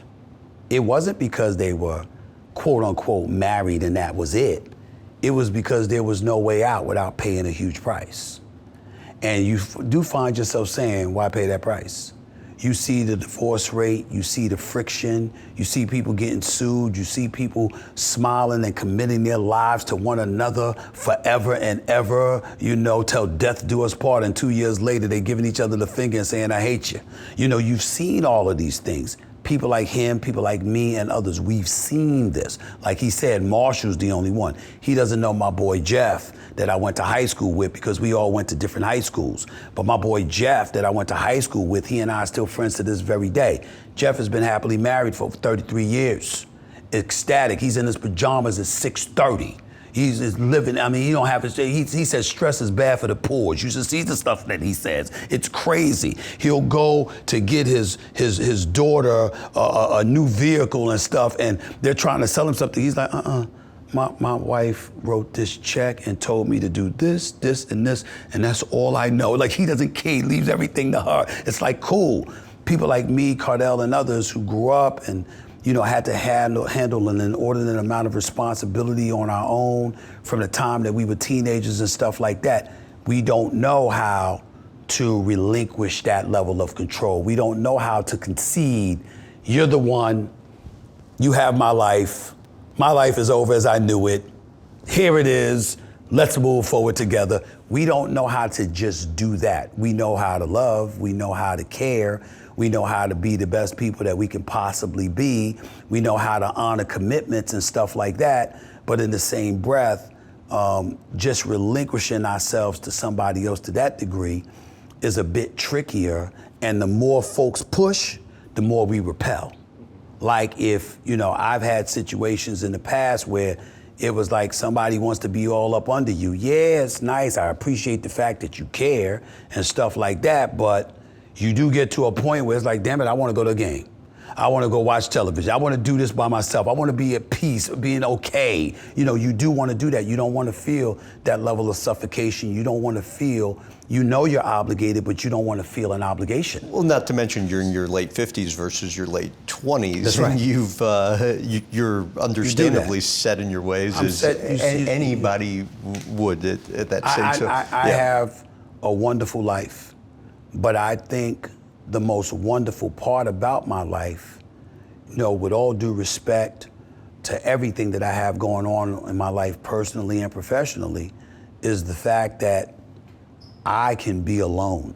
And I don't mean without a relationship. I'm not talking about that. I'm talking about I can sit in my house or my apartment alone by myself for days upon days at a time. And I don't feel like I'm missing anything because it's like I gotta get up and do something. No, I'm quite comfortable with the life that I've built for myself. Speaking of being alone in your place for days at a time, less scary now that you're healthier. Yes. Although I will say yesterday with having been in your office, that there was still a lot of candy around. But you see the candy is still there because I don't eat it. I don't eat a lot of it. There's a lot of stuff that I stay away from. But just in case I want it, it's there. What? But most people walk into my office to take the candy, just so you know. What was the diet and exercise like when you were at your worst, and what about now? I was a cereal fanatic. I would eat at least 4 to 5 bowls of cereal a day. Really? It would be Crunch Berries, Honeycombs, Fruit Loops, Rice Krispies. Yeah, I'm serious. And this was only in the past several years. Yeah, I mean, it was like, it doesn't matter. It could, you know, fried chicken, lasagna, turkey wings, very little vegetable intake. And I would just work and push myself through. And of course, burgers. Big burger eater. Cheeseburgers, that kind of thing. So that was what it was like with minimal exercise. Now I'm in the gym minimum 5 days a week, most of the time 6. I do cardio at least 4 or 5 days a week. I'm lifting at least 5 days a week. My vitamins, my supplements, I've cut out about 85% of my sugar intake. I eat vegetables every day. My water intake has improved drastically, still needs to improve, but it's still a lot better than it used to. I'll drink water or coconut water like I have now, as opposed to sodas, and stuff like that. So I would do all of those things. And, before I hated the gym, now I hate to miss the gym. Before I never wanted to look in the mirror, now I don't mind looking in the mirror. My stomach is down, I'm slim, I'm defined. I know I'm in shape. I saw when you posted a picture of yourself with your shirt off. I was like, damn, I'm in shape. I'm in shape now, but I still got improvements to do. I'm still trying to put on. Now, after I just had dental surgery, so I'm trying to put on about 10 pounds. I want to ask you about money. I'm sure you aren't going to get into actual numbers. I'm just going to say what was reported. You've last had I think it was a 5-year, $60 million deal with ESPN, reportedly. It was reported that you signed for 5 years, $105 million in 2025. How did whatever you ended up getting compare to what you were looking for? I wasn't looking for that. I didn't know that would happen until a year ago. Really? A year ago, I hired a team looking at my numbers, measuring my worth, what the market said, et cetera, et cetera. And they came to me and they said, you're worth this. And I looked at the numbers and I looked at what ESPN had given others. I looked at what SiriusXM had given others, and it gave me an idea of what I was worth. That's why when you mention a guy like Pat McAfee, he says that he has a lot of critics and a lot of people rooting against him and stuff like that. I can assure you I'm not one of them, because I tell people all the time, the day he arrived at ESPN is the day that my smile hadn't left my face. Really? Because when he arrived, I knew. I said, okay, that's what they're doling out. Because up until then, that wasn't the case. And so, yeah, granted, he's not employed by them. He owns his own stuff. He works for him. You're leasing his content. As Jimmy Pitaro, the president of ESPN, said at the time, it was turnkey. You buy his product, turn the key, boom, here he is with his content to put out there. More power to him. But I was incredibly appreciative of him and what he and his show brought to the table, because you always need somebody to illuminate the market for you, to open it up and show you, hey, this is what it is. There's very, very few people that get to that place on their own. Somebody has to show them the way. Props to him. He did it on his own, self-made, the whole bit. But because of that, it's almost like, put it to you this way. If you remember the movie Die Hard, I think it was Die Hard 2, when it was the airport stuff, the villains that got control of the airport and stuff like that. And all the planes kept circling and nobody could land. And then at the end of the movie, when Bruce Willis killed John Amos by kicking him into, or he ended up sliding into the engine or whatever. And then ultimately, oil had spilled out of the plane and stuff like that, or fuel rather, and he just lit his match and lit it up, and then it blew up the plane when it got into the sky. You saw the pilot say, there it is. There's a light right there, right there. And sure enough, because the plane had blown up, it lit up a runway for the other planes to be able to land. That was Pat McAfee for me.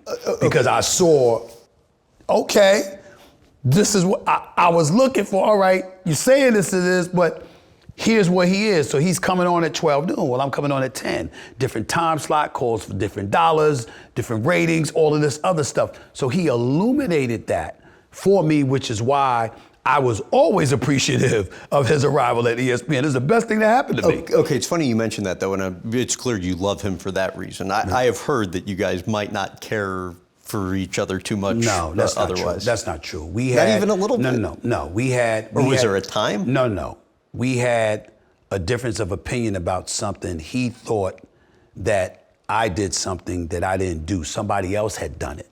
So once that stuff was clarified, we were absolutely fine, and we've been fine. Got it. Okay. We've been fine. Okay, so again, reported between the ESPN deal and the Sirius XM deal, and then what you've got going on with the other stuff you own, pushing upwards of 40 a year.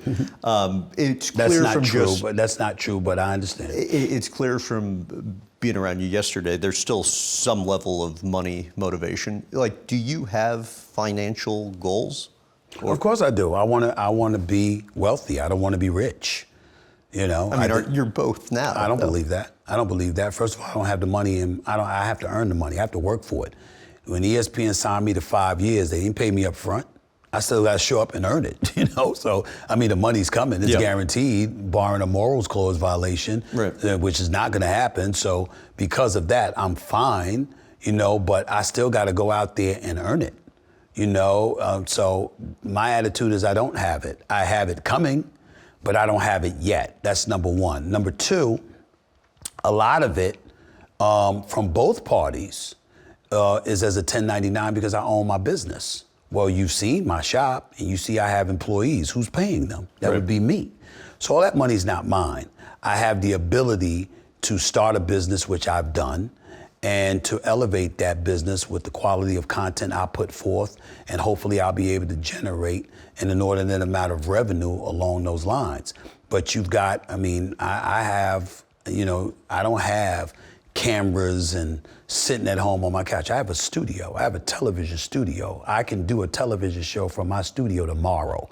I have an engineer in charge and a technical director and a producer and an associate producer and an editor and PAs and all of this. I have that. You know, I have independent contractors, I have freelancers, and I have employees. You seem very conscious of the fact that, like, over these next few years, there could be the opportunity for you to knock it out of the park. That's the goal. Yeah. That's the goal. See, to me, I haven't done that yet. You know, I've done that with ESPN, granted, but I haven't done that with Straight Shooter Media. I haven't done that with Sirius XM. I'm knocking it out the park, so they tell me. But sustainability matters, consistency matters. You know, I want to be number one. I want to be the best. You know, when you think Sirius XM, you think Howard Stern. And you look at what Howard you think Megyn Kelly pulled in, or Reese Witherspoon with her right. production company. That's kind of where your mind starts to go. That's where it is. Okay. That's where it's at. But I also want to be a talent, not just a sports broadcaster, but I want to engage in pop culture and entertainment in terms of content along with that regard. My production company producing scripted and unscripted content. I've already been greenlit for 2 pilot series, Amazon and ABC respectively. I've got stuff like that coming down the pike. And, you know, for me personally, I think about the Joe Rogans of the world, the godfather of podcasting. I want to be on that level. I'm going to start taking acting lessons. I've been acting on General Hospital with a recurring role, but I'm going to take it a bit more seriously because I enjoy it. So I want to see where that could take me. So it's an endless list of things that I want to do, but not at the expense of things that I'm doing. I'm very mindful of where it started, what got me to the place that I'm in thus far, and my intent is to never let down the people who have faith in me. And you know, some people look at ESPN, I say Disney, because let me tell you something, I don't get that contract if it's not for Bob Iger. You don't think so? Oh, no. If Bob Iger says no, it ain't happening. Yeah. You understand? He's the CEO of Walt Disney. It ain't happening without him. That's not happening. Dana Walden. It's not happening. Jimmy Pitaro. It's not happening. So I mean, don't get me wrong, I have a very good relationship with Burke Magnus, who's the president of content for ESPN. I'm very fond of him. Our relationship has grown since he's taken over, and he's been very good to me. Dave Roberts and I have a long-standing relationship with one another as the executive VP, and I consider him the ultimate winner because nobody is more fixated on winning than him. But when you think about Jimmy Pitaro, when you think about Dana Walden, when you think about Bob Iger, in terms of the quality of life that I have, that I can afford for myself now, it does not happen without them. And it doesn't happen for me personally. I'd be remiss in neglecting Mark Shapiro for William Morris Endeavor. John Rosen is my agent. He negotiates my deal. He's outstanding. But my brother is Mark Shapiro. That's my guy. You know, we go back a long, long way. Quite frankly, Hired me in 2003 on the spot after I did an audition. A lot of resistance in the room. I got in the car. I finished the audition at 2:45. I got in the car at 3 o'clock. And at 3:30, my agent at the time, Steve Mountain, told me, you have a new 3-year deal with ESPN. It was a half hour. That's how it happened. Mark Shapiro has believed in me from day one.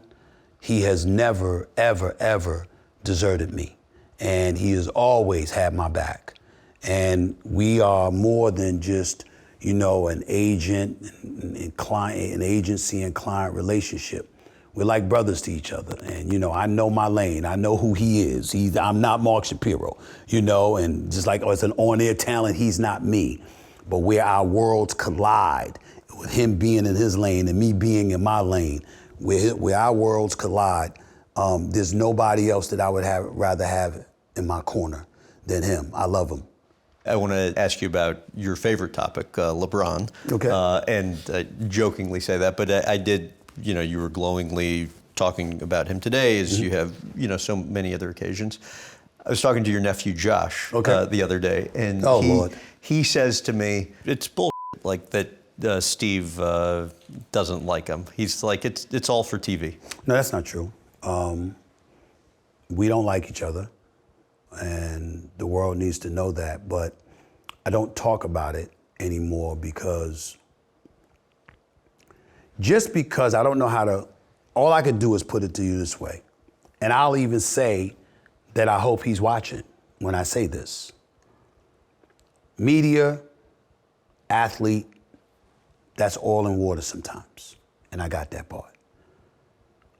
Did I think he crossed the line with the incident involving his son where he was telling me not to say anything? Of course I think, because I don't think I did what he said that I was doing. And I thought that was very, very unfair, and it was a low blow. Having said that, time heals everything. And as I see his career dwindling to some degree, meaning that he's not 31 anymore, he's 41, and Father Time is undefeated, and all of this other stuff, it's important that everyone knows. I know how great he is. I know how great he has been for the game of basketball. And anybody who has been that great, people like me have benefited because he gives us something to talk about. And he's provided a level of entertainment that has made an exponential amount of lives better. Just because he and I have a difference does not mean he's not a good man. It doesn't mean he doesn't love his family. It doesn't mean he doesn't love his team. It doesn't mean he doesn't love the NBA. It doesn't mean he doesn't love his friends. And I've made a concerted effort to make sure that when I speak about him, as the years are coming to an end, I'm not going to be known as this guy that, oh, I don't like him. I don't like what's happened between he and I. But I will not diminish him in any way. He is one of the greatest, top 2, top 3 greatest players we have ever seen in our lifetimes. And what he has done for the game, what he has done as a role model for countless African-American men in this country and beyond cannot be measured. And I will not be somebody that focuses on our apparent dislike for one another. I instead choose to focus on what he's meant for the game and all of us who have benefited in part because of him. I owe him the same thing I owe Kobe. I owe him the same thing I owe Michael Jordan. I owe him the same thing I owe Kareem and Isaiah Thomas and so many of these guys that uplifted the game of basketball because that guy went out there, him and Steph Curry stand above the crowd. What they've meant, and I'm gonna throw Kevin Durant in there too because he's a sensational guy. He's criticized me. I could care less. He just gets sensitive about something from time to time. I love Kevin Durant. He's a great dude and he's a great player. And we should appreciate him more than we actually do. Steph Curry is another guy, the babyface assassin, what he's meant to the game of basketball. We've benefited from that. We've benefited from that. And I think that if I could sit up there and say, I owe them, well, how do I not owe LeBron? I owe him too. And so I choose to focus on that. It's unfortunate that we are the way that we are, but he has nothing to worry about when it comes to me. If he does great, I'm gonna be the first one to stand up and say, he's done great. If he makes a mistake, I gotta do my job. But when his epitaph is written on his basketball career, the only negative thing you'll hear me say about him is that he ain't the GOAT. That's Michael Jordan. But anything else, Michael Jordan is my GOAT. That's not a negative towards him. That's me viewing Michael Jordan as the greatest I've ever seen with my two eyes, but nothing else. Literally the only question I had in terms of prior comments you'd made about LeBron, it seemed like you implied that he tried to hurt your career. Did something happen there? I can't talk about it, but that's exactly what I said. Okay. And I've never talked about it, and I won't, other than to say I know that to be true, and that's unfortunate. And outside of that, it was validated when he went on Pat McAfee's show, because you went on the show that comes on after me to talk about me and to disrespect me. You know, Tidy White's on, and he did this and that and all of this other stuff. I'm like, oh, really? So that's what we're doing. So, you know, that was validation, but I've known about several things in the past, but I'm beyond all of that. Like I said, I've moved past it. What was involved for you in getting to a place where you could get over, you know, best player in the game kind of coming after your career? Well, I would tell you, there's people that help. Charles Barkley got on me. Kenny Smith is like a brother to me, got on me.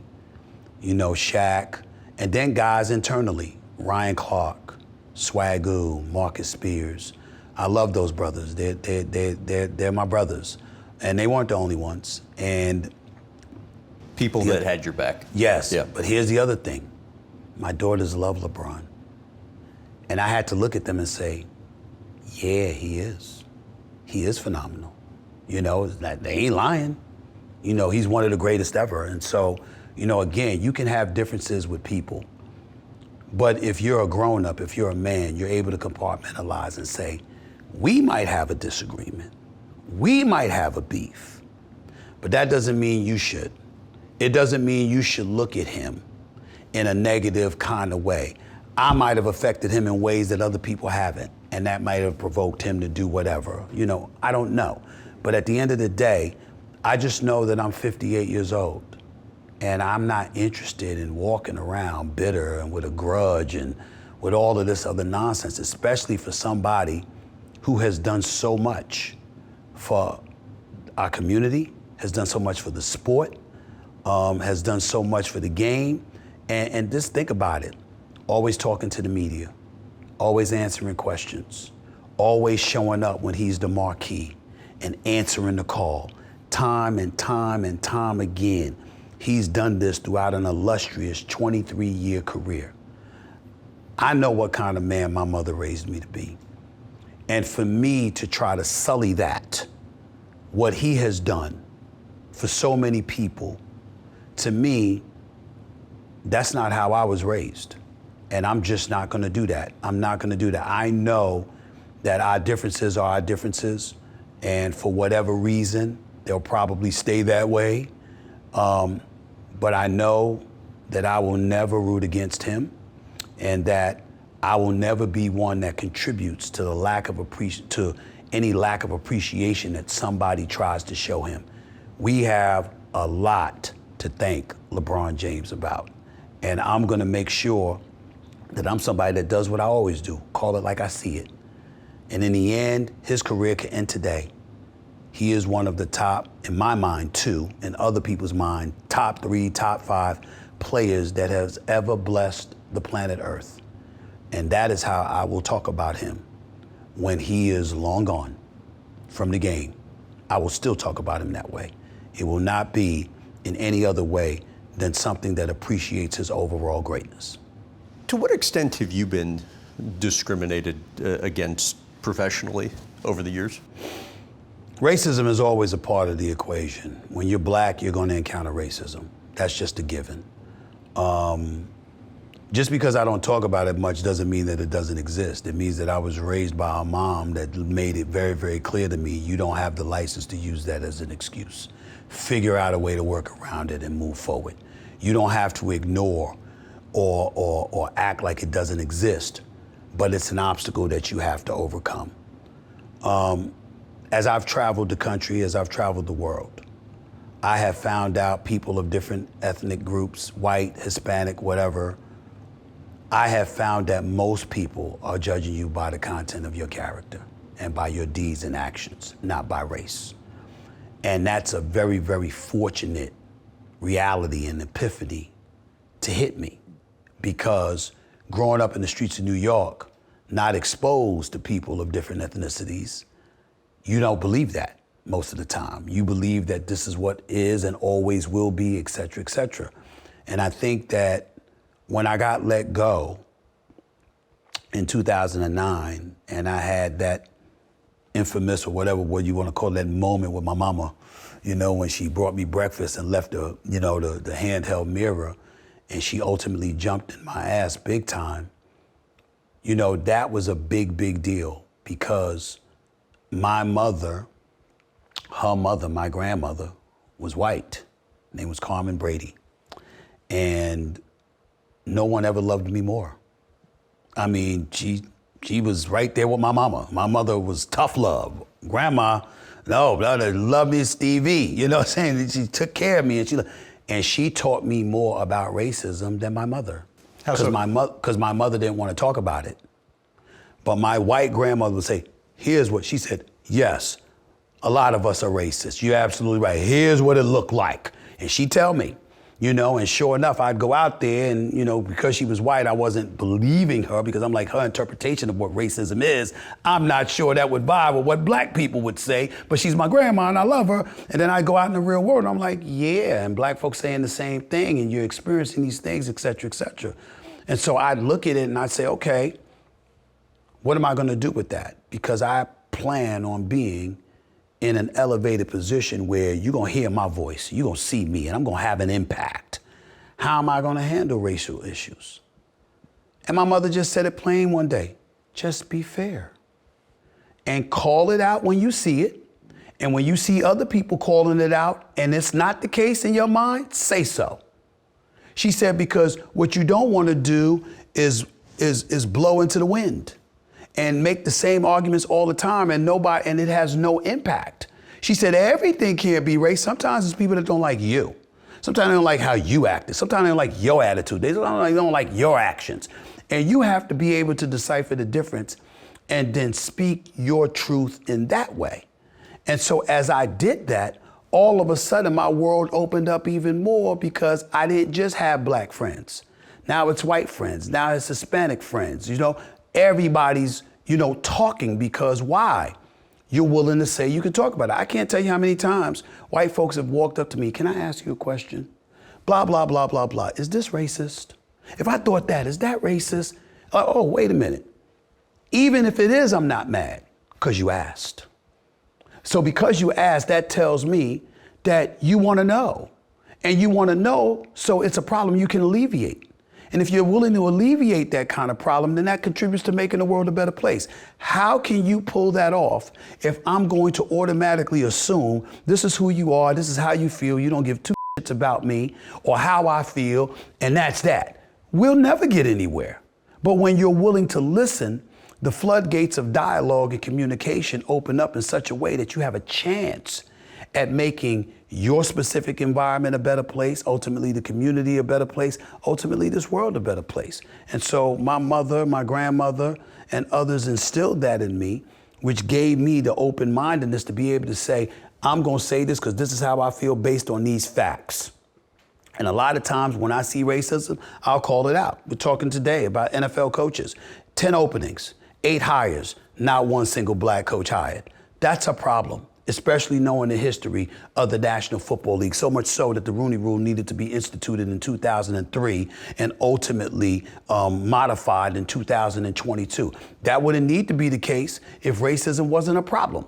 So saying that is fine. What I tell a lot of white people that I run across is, I'm talking about systemically.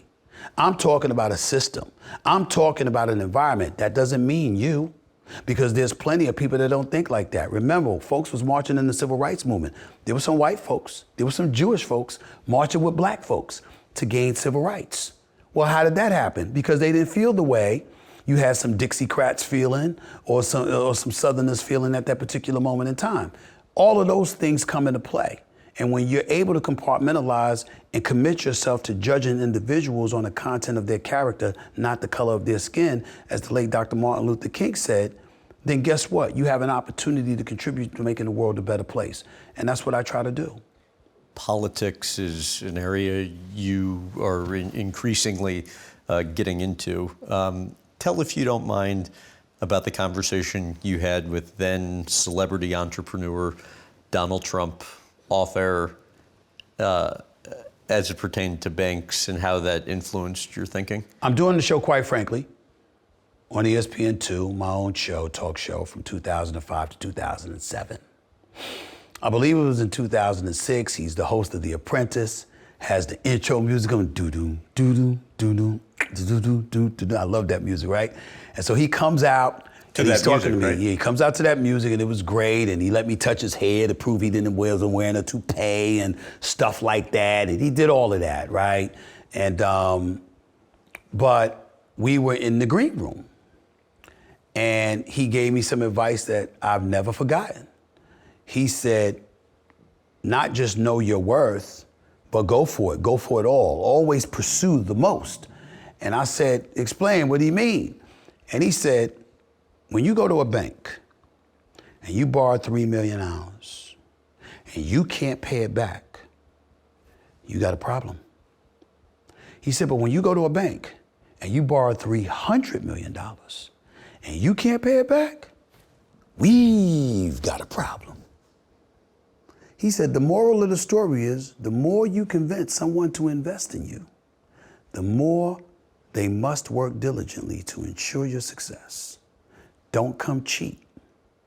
Make sure you convince folks to make that requisite investment in you, because they'll be committed to you succeeding, because your success means their success, and they have a chance to recoup the investment they made in you. That's how you do that. That was the advice that he gave, and I never forgot it. I understand the DNC has looked at you. Like, what's involved with that? Democratic National Convention. I mean, yeah, I've had members reach out and call and try to gauge my interest of what I would be if I would be interested in running for office. I have no interest in running for office, but I do have an insatiable appetite to debate politicians in a debate format. I would never be interested in any office but the presidency. Nothing else, not a Senate seat, not a congressional seat, nothing. Only the presidency. That's the only thing that I would ever be interested in it. And but being a governor or a mayor wouldn't. Nope, that's just a state. I wanted. But you're controlling. Yeah, I understand that. But as the president, you're a bullhorn. You're a bullhorn that brings attention to the issues that need to be brought attention to, so the states can run their business the way that they're supposed to. That was told to me by a governor who will remain nameless. But that's how it's viewed. You're sort of like an overseer and a bullhorn to make sure we don't evade the issues that really are pertinent and really are pervasive in our society. So I view it that way. Do I desire to campaign and be on the campaign circuit and running for office? No, I do not. Do I desire to be on a debate stage to call out these politicians for what they have done to compromise this country? Yes, I do. That's where it gets serious for me, because you can enter debate and then leave after the debate and decide you're not running. My attitude is, I want to be on stage with these people, and I want you to tell the American people why you did what you did. I want you to justify what you've done to contribute to the chaos that's in the streets of America. I want you to look at us in the face and justify the divide that you've caused, the friction that you've caused. What did you do that for? How did it serve us? On both sides of the aisle. Because as a black man, civil rights legislation, 1964, I'm going to ask the Democratic Party, tell me what you've done for us since that time. You've had at least 80% of our votes since then. Tell me what we've gotten out of it. Because it seems to me like we still got some of the same troubles. You've given us more access to capital, I'll give you that. But what else have you done? Fair Housing Act, Civil Rights Act, Voting Rights Act, I got you. But what have you really, really done for us? You understand? When you were sitting up there and you were a progressive left, hard left, and you were pushing, transgender, athletes transitioning from male to female, competing with with young ladies. How did that benefit the black community? When you were talking about cancer culture and woke culture and people were getting dismissed, suspended, or fired for pronouncing the wrong pronoun or something, how did that help the black community? You sure you didn't sell us out? You sure that you weren't doing this to ingratiate yourself with a different voting bloc so the black vote wouldn't mean as much to you as it once did? Are you sure about that? Please explain, because I'm all ears, because it looks that way to me. You're the Republicans. Yeah, you didn't come to us making a bunch of promises, but what have you done?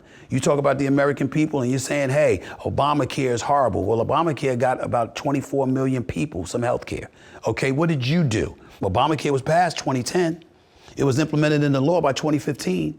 But here we are in the year 2026 and you still don't have a health care plan. How come? What you been dragging your feet about? What you gonna do about it? You keep talking. Yeah, you're talking about the border. Yeah, the border needed to be closed, but that was because Biden opened it.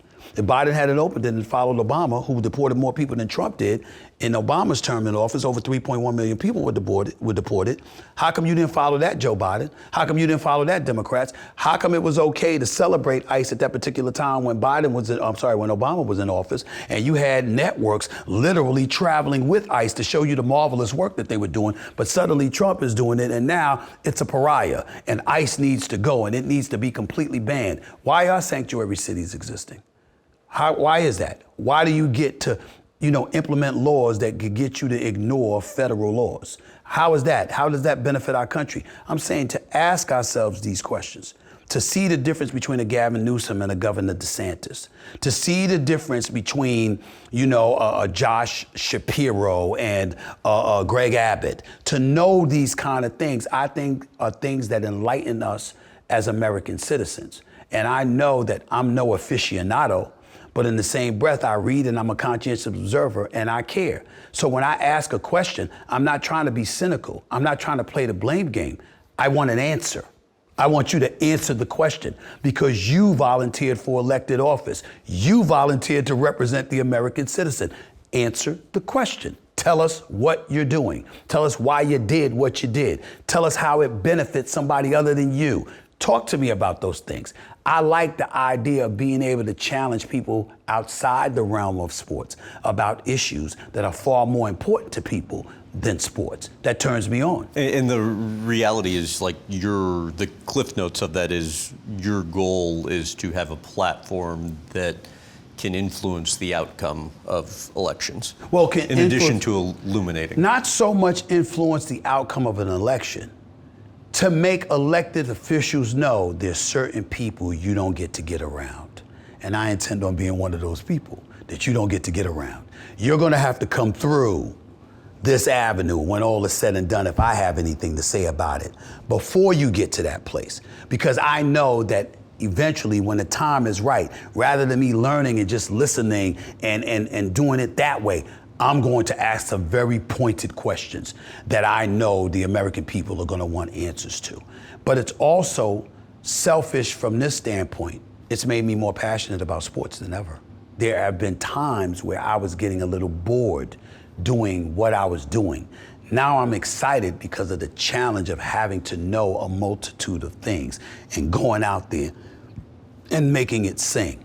I like the challenge and it excites me every day. And you throw in what you're trying to build with your media company, then I'm doing it by myself now, but really I plan on building, having investors, having partners, that kind of thing. Because I can't do this all by myself. This is in its infancy stages, and I did it this way to show my commitment. So whoever gets involved with me will know I'm all in. I'm very serious about it. You mentioned Bob Iger. How often do you guys talk, and what do you think you've learned from him? I say on average we talk about once a month. I love the man. He's a mentor. He's been very, very good to me. And what the knowledge that he's bestowed upon me, the way he's edified me about different things, just watching the way he does things. You know, the conversations that I've had with him, most of the time having nothing to do with me, just us talking gives me insight into who I believe to be one of the most brilliant executives in American history. To get insight from that person puts me in a very, very elevated place because I know that when he does something, it makes sense. And to get insight into the thoughts behind some of the decisions he made and what led to those decisions being made really, really, really, really strengthens my confidence because I know that I know what I'm doing because I've learned from the mastermind. Anytime I want to pick his brain about something, all I got to do is ask. And he gives me insight because he knows the conversations are never going to be repeated. And it's not like he's going to divulge anything that deep anyway. He just gives me insight into him. And I think that because of that is where a lot of my confidence elevates. I have my own skill set, I have my own beliefs, I have my own abilities, etc. And of course, there are others that I have listened to that have given me guidance and tutelage along the way. But to be able to sit in front of you, you know, at this moment in time in my life, to know that I can pick up the phone and all I got to do is call. And if I need any advice, he doesn't hesitate. That's an incredibly privileged position for me to be in. And, you know, again, I don't have this contract if it wasn't for him. There's no way. The kind of contract that I have, you needed approval. You know, so he made that happen. Jimmy Pitaro made that happen, who's also a wonderful executive. Dana Walden made that happen, who's also a wonderful executive. And I'm grateful to all of them, but Bob Iger is special. I consider him to be the Michael Jordan of executives. I just view him that way. I've seen him in action. He's given me insight into things that he's done and why. I just think he's the Michael Jordan of executive. He's the greatest ever. How about the most interesting conversation the two of you have had? I asked him one time, I said to him, you know, you've never really gotten on me for sounding off when I want to clap back at people sometimes. But I also noticed that it's something you really do. Why? How do you sit there and just take it? I said, I can, I have, but that don't mean it ain't hard sometimes. He said, oh, it's hard, but it's probably easier for me than most. And I said, tell me why? And he said, because I know the truth. He said, all of them are speculating. I have the facts. You're talking about me. If you're talking about me, I know. You're guessing. So sometimes it's entertaining to watch them guess because they're usually wrong. He said, when you know the truth, you should feel emboldened. You should feel empowered because you're the one with the answers and they're looking for them. And I was like, And he said that to me on a day where I was planning on going on my YouTube show and eviscerating somebody. Oh my goodness. I had a pile of stuff. I was going to wipe the floor with them. And I just went back and I canceled the show. I gave everybody the weekend off. I said, don't even worry about it. I said, don't even worry about it. Because I had that conversation with him. And he didn't even know what I was intending to do. But that conversation with him reeled me back in. Because it was like, I know the truth. So that's not to say you always feel that way, you always act that way. But knowing that one of the greatest executives I have ever seen in my life, you know, I think he is the greatest executive I've ever seen, I've ever been associated with in my life. Knowing that that's how he approaches things, it's something that you want to learn to emulate as best as you possibly can. Sometimes you're successful at doing it, sometimes you're not. Long time coming. Yeah. Cannot believe it has probably been more than 20 years since I had you on my then radio show. That's right. You have an amazing story. Yeah. I so appreciate the opportunity to do this. It's a very well-deserved and hard-earned life you have, and Appreciate I appreciate it, you talking to me man. about it. I sat with you. You were in the 8th grade. You were in the 8th grade when you first interviewed me. So I couldn't turn you down. I was like, well, talk about things coming full circle. So I'm glad I did it. I enjoyed the conversation, man. Thank you, sir. Absolutely.